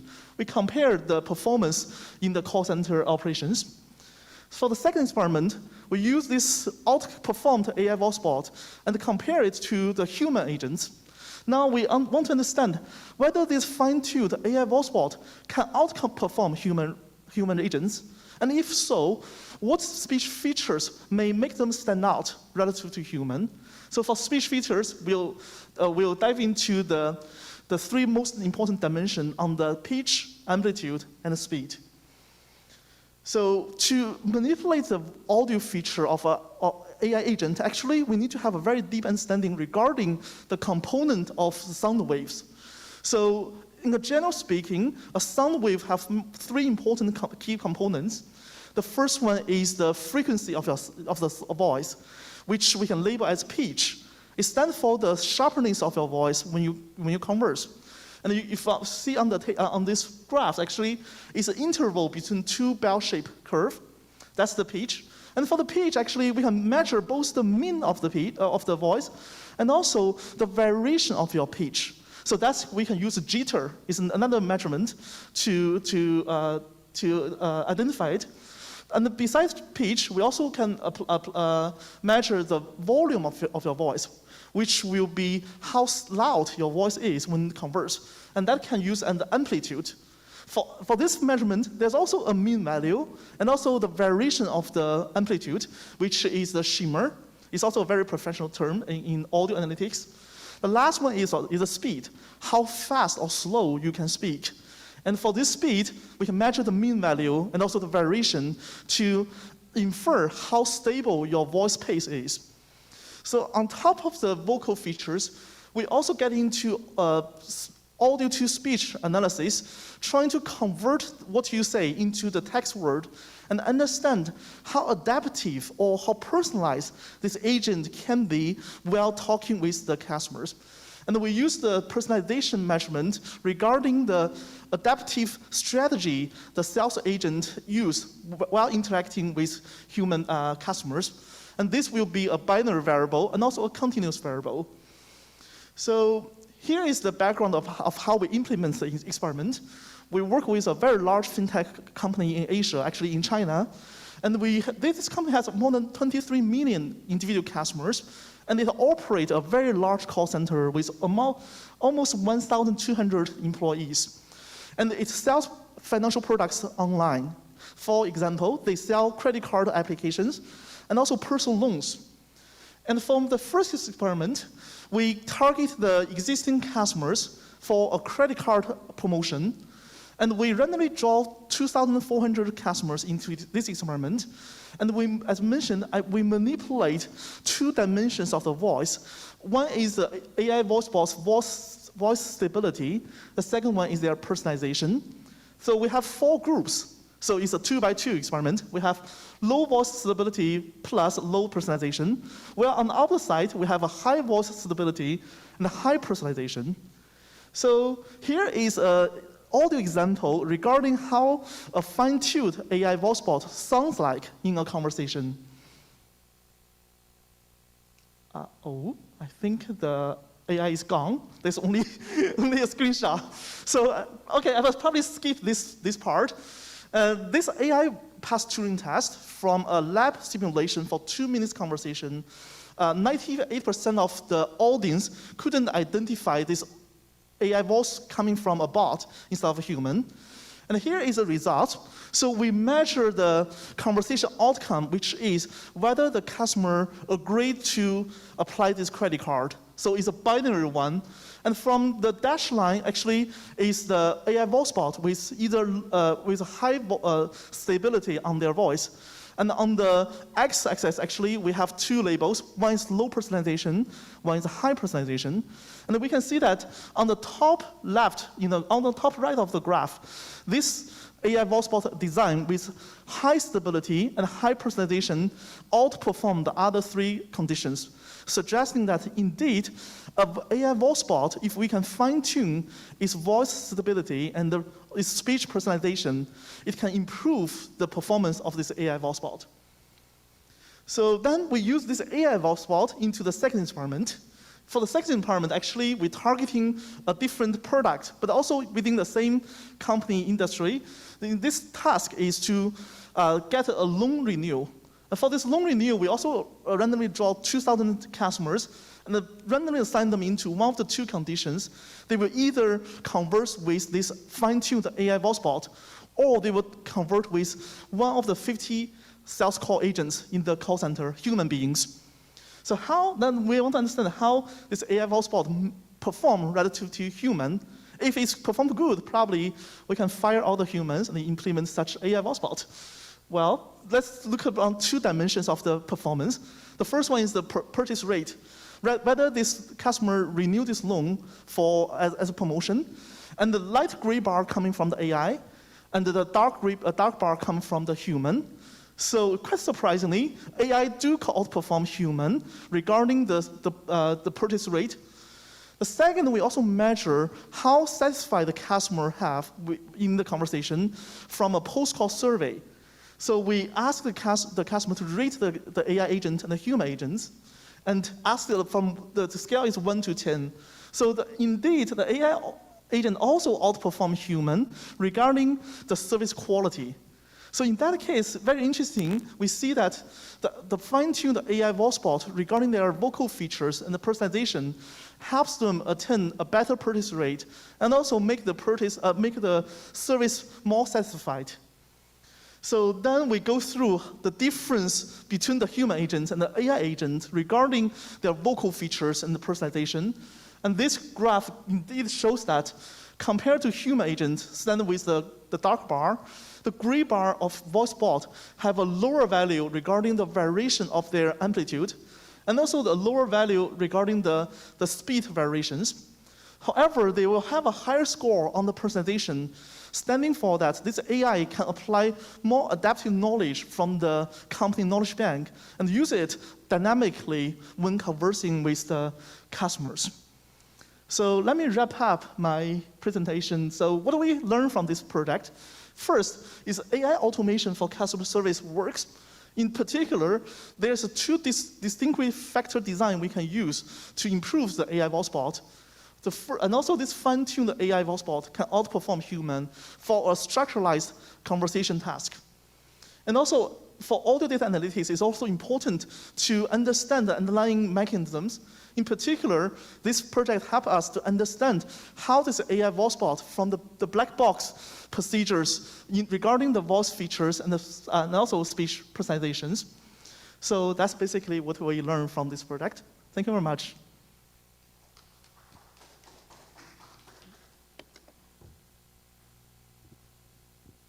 Thank you, Jack, for sharing very interesting research on how people are reacting to all the voice chatbots. Yeah.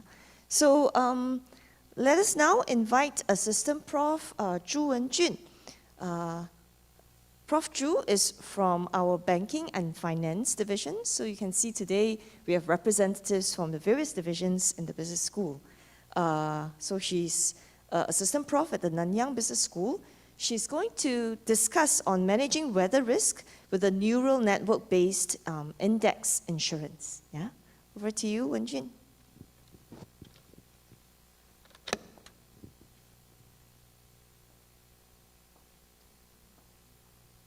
Hi. Okay. Hi everyone. Thank you for giving me this chance to share some of our recent research. So my presentation today is about managing weather risk with a neural network-based index insurance. This is joint work with Jianhui Chen from HKUST and Yang Lu from Concordia University and Jingong Zhang, also our colleague from NBS. So due to time constraint today, I'll mostly focus on the motivation and background of the research. And I'll briefly introduce the model and the empirical performance of the designed NN-based index insurance. And I will highlight some extensions that we think may be interesting for future research, and then I'll quickly wrap up. Okay, so weather risk affect our economy in general and agricultural production in particular. And there are many evidence of the climate change and the weather risk that we experience every day are getting more and more frequent and severe. For example, global warming, climate change, and sea level rising, things like that. So I don't think the hyperlink will work, so I just skip that. So agricultural sector is one important sector that is impacted by weather risk very severely. For example, according to the USDA survey, the adverse weather events cause 70 to 90% of agricultural production losses. And weather risk management is particularly challenging due to its systemic nature. That means weather risk is usually large, abrupt, and widespread. So once weather risk happens, right, like hurricane or tornado, once it happens, it impacts a lot of people in a large geographical locations. So due to its challenging, weather insurance has been more and more popular to be used to hedge against systemic weather risk. However, the traditional indemnity-based weather insurance has many disadvantages and shortcomings. So for indemnity-based insurance, it means that the payoffs depend on actual losses. So whatever loss you experience, you will get the payment based on your policies. Problems include, for example, high administration costs, lengthy settlement processes, because insurance companies have to actually send someone to the site to check, right, the actual losses, and the payment processes can be very lengthy. And also information asymmetry issue, including adverse selection and moral hazard. And all these challenges have made indemnity-based weather insurance demand very low. So in order to address such challenges, the index-based insurance has gained a lot of popularity in recent years, especially weather index insurance. So different from the indemnity-based insurance whose payoffs actually depend on actual losses, weather index insurance payoffs depend on some predetermined index, such as some parameters that is designed by insurance companies. So for example, weather index insurance, its payoffs are based on some future realizations of weather indices. So it's very promising and also cost-effective. And weather index insurance actually almost perfectly addressed the issue of information asymmetry because it's based on some parameters that is determined by insurance company rather than the actual losses. So the information asymmetry, moral hazard issues are like almost eliminated. However, it also has problems, and the demand of weather index insurance is unfortunately very low. So for the majority weather index insurance programs in the world in different countries, including developed countries such as US or Canada, and developing countries such as Brazil, China, etc., most of the weather index insurance programs in the world are currently heavily subsidized by the government. And the subsidy ratio can be as high as 70% or even 90% in some countries, for example, India. So according to the literature, basis risk is one of the most important reasons why weather index insurance demand is low. So basis risk, to put it simple, is just the mismatch between the actual losses and the designed weather index. So think about if the mismatch happens, for example, when the farmers actually experience some losses, but the design index did not pay, then from the farmer's point of view, it's going to be very disappointing, and they may not believe in the insurance policy anymore. And in the future, they may decide just not to renew the contract, and the demand hence can be low. And the other side is not also very happy. So for example, if the farmer did not experience any losses, but the insurance actually pays the farmers, then from the farmer's point of view, it's not bad. But from insurance company's point of view, they actually burden additional losses, right? And then the insurance company, from the risk management point of view, they may not be satisfied with the products also. So both sides of the basis risk are not very efficient way to utilize the insurance products to manage weather risk. And one important reason that the basis risk for the current weather index products in the market is high is because in the current practice, most of the weather index insurance are based on some single index linear type contract. So for example, this figure shows a typical rainfall index insurance offered by a general insurer in India. And we can see it's based on a single rainfall index and it's piecewise linear. So the basis risk can be high. Therefore, in order to mitigate basis risk, basically we at least have two directions to improve the weather index insurance design. So one, we can enlarge the number of weather indices included in the contract. However, traditional statistical models such as regression, they may encounter the curse of dimensionality issue. Another direction that we can work on is to consider the nonlinear relationship between crop production and weather conditions. And such nonlinearity are also confirmed by agronomic studies.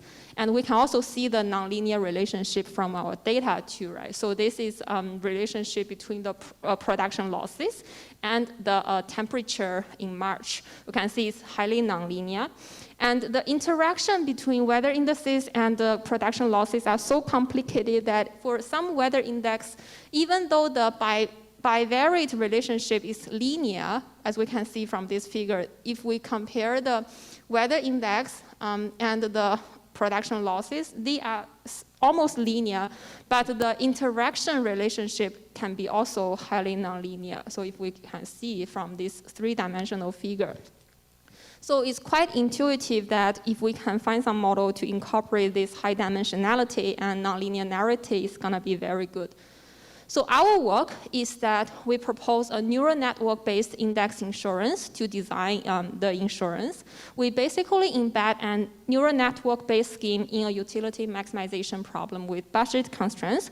We introduce this budget constraint just to consider the fact that most of the producers, even in the US, can be low-income families, so they may have some financial constraints. And then we use neural network to capture the high dimensionality, nonlinearity, and complex interactions between different weather inputs. Right, so these two figures basically highlight our main result and main contribution in this paper. So the figure on the left shows the traditional the single index linear piecewise index insurance that is commonly used in practice right now. And we can see the mismatch between the losses and the actual payoff, the indemnity payoff designed by the insurance is very high, right? It's almost widespread in the figure. But the figure on the right shows our designed optimal neural network index insurance, and we can see the mismatch is significantly reduced, meaning the basis risk is reduced. And what makes things nice here is that this is index-based insurance, but the payoff function is almost identical to an indemnity-based insurance contract with deductible, which means the basis risk is indeed very, very small. Right, so I'll just go through the model very quickly. So we consider a representative producer with an initial wealth level of W that faces some random production loss Y during future years. And our objective is just to design a payoff functional I that maps the high dimensional weather indices X to a positive value. And we impose some insurance premium based on expected premium principle. And the loading factor lambda here is just the actual loading imposed by insurance company to consider different expenses, profit loading, things like that. And this is a key parameter to consider the market interaction, market demand and the supply. So in our research, we use the equilibrium, market equilibrium determine a lambda to design our index insurance. So our objective function is to maximize this utility, expected utility with budget constraint. Right, so in order to solve the constraint problem, we use penalty method. I'll just skip the detail here, but basically what we did is that we train some initialized neural network, and then we train a series of unconstrained neural network until it converges. And yeah, I'll just skip the technical details and introduce the empirical analysis and results. So we obtained the data in the US. We focus an example in the Illinois states. And we use utility function, exponential utility function, but we did robustness test. It just does not change our result no matter what utility function we use. And we collect wild data, production data, and weather data. And we split the data into training, validation, and test sample, preserving the temporary order. And we test our model. So here is how we get the optimal market equilibrium lambda. So I just skip that. And this is the main table that we train different neural networks. And we find the optimal one with validation set. And we find that three-layer neural network actually performs satisfying results. And we can see the optimal index insurance can achieve good utility improvement as well as CEW improvement, certainly equivalent of wealth improvement. And in particular, the premium is very low, is only about $29. Compared to the market average of $45, it's very low. So it's quite cost effective. And this could be potentially very attractive for farmers. Okay, so this is our hedging result. You can see the risk, especially the downside risk, is reduced significantly. Okay, so we also did a lot of robustness tests, but I'll just skip them and focus on one extensions that I think might interesting to the audience. Is about the contract complexity. So I think it's not only for index insurance, but also for AI application in general, machine learning models in general, is its black box nature. So our index insurance is based on machine learning models, which is black box. So although its performance is significantly improved, but it's black box, so farmers don't understand. So if farmers don't understand, they don't trust the product.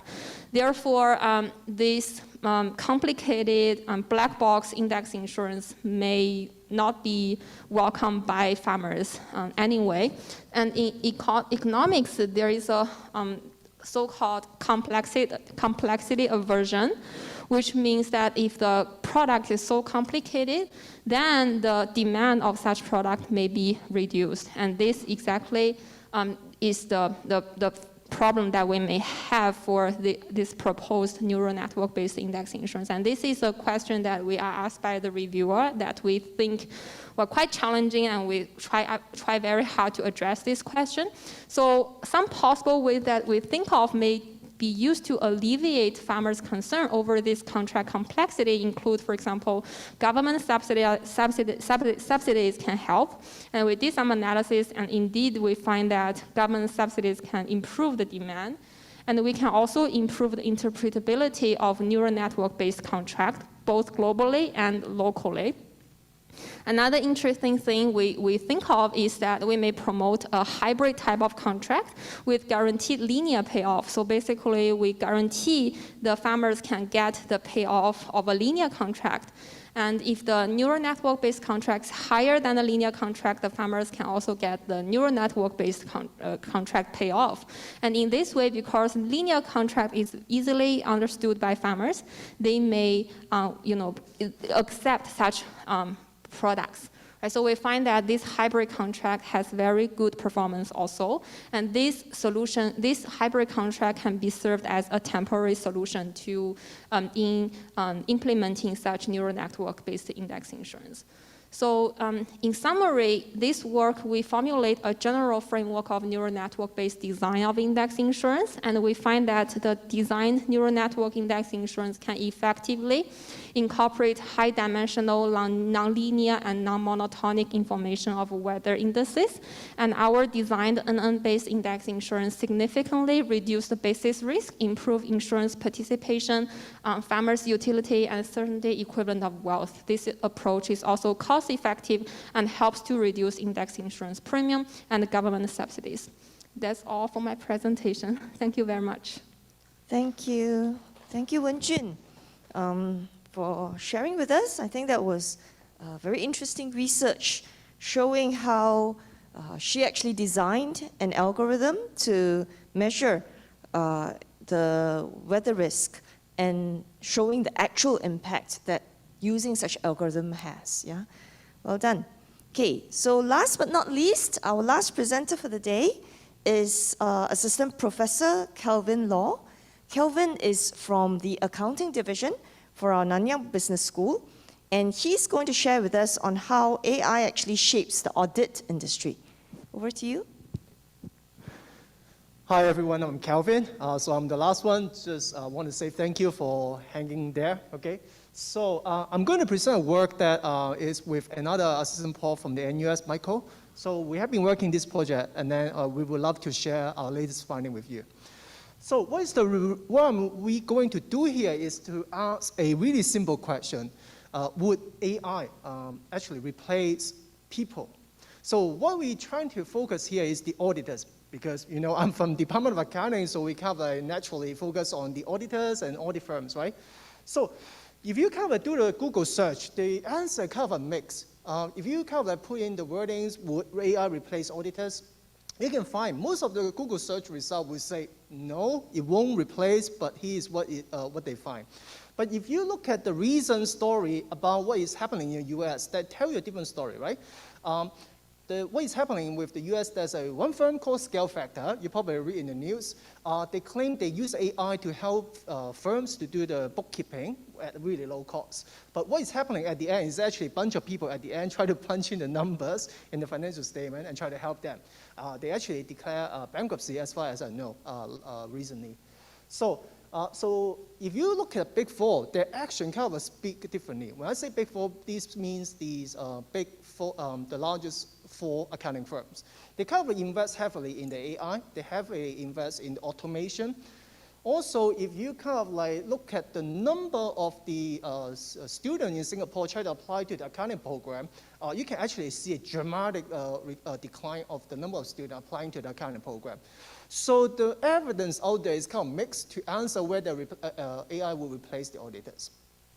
But if you look at the academic evidence, you might try to find hope that you provide a clear answer. But unfortunately, the academic evidence is also mixed. Why? Because even though there's a large body of literature saying, hey, the AI itself or automation will not necessarily replace the humans, but then you can see the AI technology actually kind of attract a lot of these studies, kind of see what the potential of replacing the human being. Some studies say, hey, it's easy to replace the accountants, but some studies they say, actually it's difficult, because if you kind of rank the potential of the AI try to replace the accountants probably in a pretty low rank of being replaceable.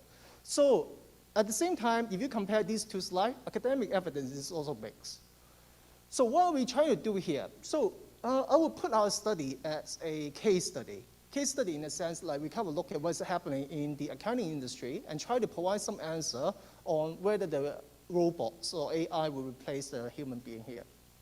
So we look at whether after some audit firm or accounting firms, they use the AI, would they reduce the number of employees, the headcount? Also, whether they would change the nature of the jobs itself. So when we say AI, our context is more specific. We mean either one of these things.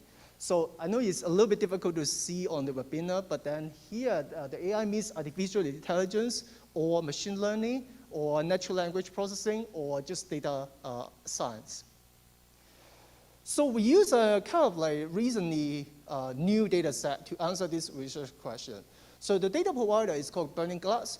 Burning Glass is a employment data analytic firm. They collect a lot of millions of the jobs in the US, and then they kind of apply the natural language processing to try to classify the title of the job, the nature of the job, the skill that's required in the job. So we have fortune to actually, we are kind of lucky in that sense to have access to this data set. We use this data set and then to answer and to see whether for those accounting firms, they kind of applying, using the artificial intelligence where they are more likely to get more jobs or fewer jobs. That's our main focus. So our estimation here is called difference in difference estimation.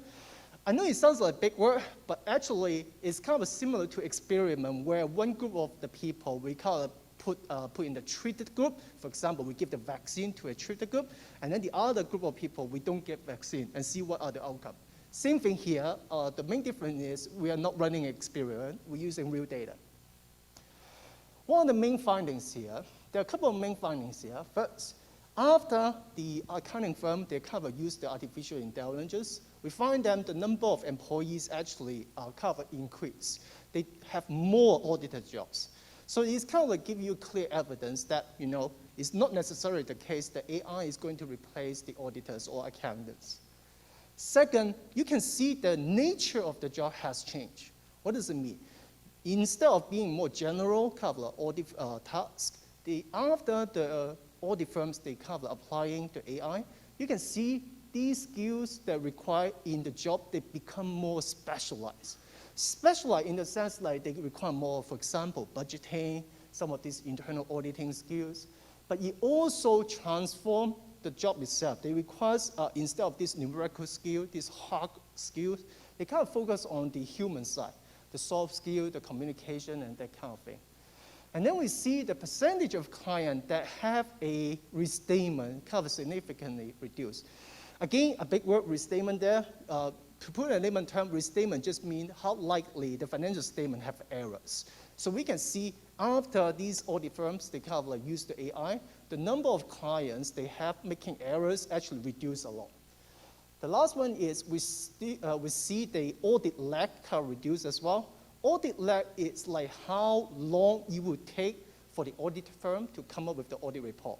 So the longer means like it would just like spend more time and then it's not efficient. So we can see actually the number of audit lag kind of reduced, meaning they are more efficient in producing the financial statements after applying the AI. So this is the graph of a geographical distribution of the AI job in the US. Again, the reason we use US data is because the firm, Burning Glass, is from the US. Here you can see there are a few usual suspects. California, Texas, New York, these are hot places with a lot of AI jobs in the audit firm. And then you can see these are three different line graphs kind of plotting the growth of the AI jobs over the year. The one I want you to focus is the top one in blue. Okay, the one in blue is about the kind of a professional service. You can see the professional service kind of going on, kind of increasing from 2011 to 2019. But then for the audit service, it's also picking up as well. The audit service is in red. So you can see on average after 2019, in 2019, about 2.5% of the jobs in the US require AI skills, the audit jobs in the US. So probably the question in your mind is like, how does it fare with what's happening here in Singapore? So we actually have kind of looked in the data as well.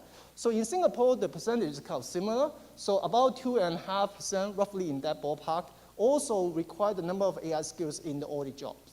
So US and Singapore is pretty similar in that sense. So here, difference in difference estimation. So here is the main regression specification. When I say regression, we kind of like using a statistic technique, kind of like called an ordinary least square.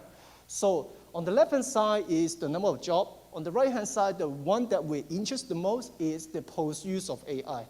So this kind of estimation is kind of like analyzing what's the relationship between the dependent variable on the left-hand side and the independent variable on the right-hand side. It's like how much you drink the milk and then how tall you will become, sort of like that, okay?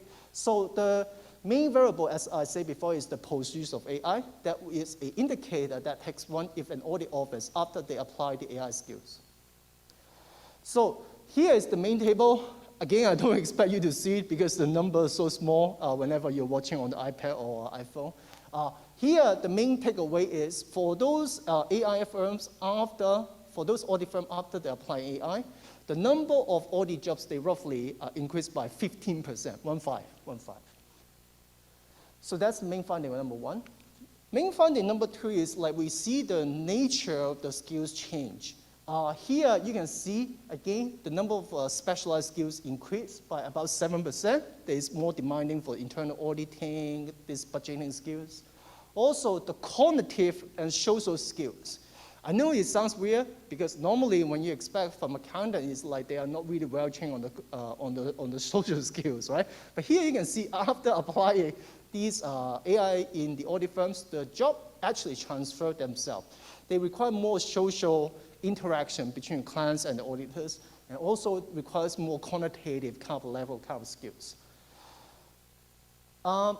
If we look at the number 3, the slides here, we also see there's improvement in the audit quality. Again, the one we kind of focus, as I say at the beginning of the talk, is we saw there's a reduction in the audit lag, so it becomes more efficient for the audit firm to file their financial statement.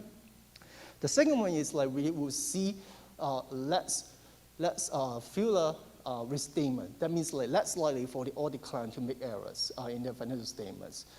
In fact, we see the restatement kind of focus on the adverse restatement. What does it mean? It means like there's something that's wrong with the accounting numbers adversely affecting the firm itself. So probably the question in your mind is like, okay, you document there's a relationship between the dependent and independent variable, but how can you be sure there's not spurious, right? So what we do in finance, in accounting, so we kind of use the IV approach, the instrument variable approach. The idea is, let's say we want to try to find a causal relationship between drinking milk and the height, but then for some reason we cannot establish this like without other confounding variables, right? So how about we look at the distance between your home and the nearest milk factory and use that as a proxy, as an IV, and try to instrument for the right-hand side independent variable, try to establish a causal relationship. That's exactly what we try to do here. So we have 2 IVs here. The first one is the number of the historical knot of the upper net. Upper net I will talk about in the next page. The second variable is the people's belief in certain religions, whether they believe there's a God or not. The idea of believing in God is like if you cover in the previous papers, they find that in some of the recent papers, they find that if you are in a region which is like highly religious, you are less likely to receive believe the advancement in technology. So let's go back to the ARPANET first. ARPANET is a 1970 portal in the US. Basically, these are historical knots on the data exchange that serve in the US among the university. We use the number as the first IV. And then for the second IV, that's the religion, right? So we put these 2 IVs together and run the regression. So again, the result here is difficult to see, but then the idea is like these IV, they provide some evidence that the relationship is causal. So takeaway. So what's the takeaway here? I hope the evidence in our paper actually provides some idea that, AI is not necessarily evil in reducing the number of headcount, okay? It's not cutting the jobs. We actually find that's actually increasing the number of jobs. Perhaps to put it a better way is using a metaphor, okay? Imagine you are back in 1920s where there's still people prefer to use horses, okay, because they're faster. So maybe an adult asks, hey, kids, what do you want to become when you grow up? The kid will say, hey, I want to be a TikTok creator. The idea is, I know this story, I kind of highlight, sometimes you have the advancement in the technology, but then with the advancement of technology, sometimes you create some new jobs that you never think of. Same situation here, that you have applied the AI, but then you kind of create new opportunity for the audit firm, for the accounting firm, they kind of create new job that you never think of. So I hope this evidence can convince you that AI is not necessarily reducing the number of people here. Okay, thank you very much. Thank you very much, Kelvin. Also a very interesting piece of research. I'm very glad to see that our auditors will definitely not be replaced by AI, yeah? And it will probably help them to do their job better, and they can move on to more interesting roles with the help of AI and do more value add, yeah? Thank you so much. Let me give a big thanks to all our researchers for sharing their very interesting work. I hope this is the first of a whole series of interdisciplinary sharing of research. And I'm very glad to, a big thank you for all the audience who continue to stay online. So we still have substantial numbers online. Very glad to see that you're interested enough to stay till the end of a 3-hour session. Thank you very much for your time.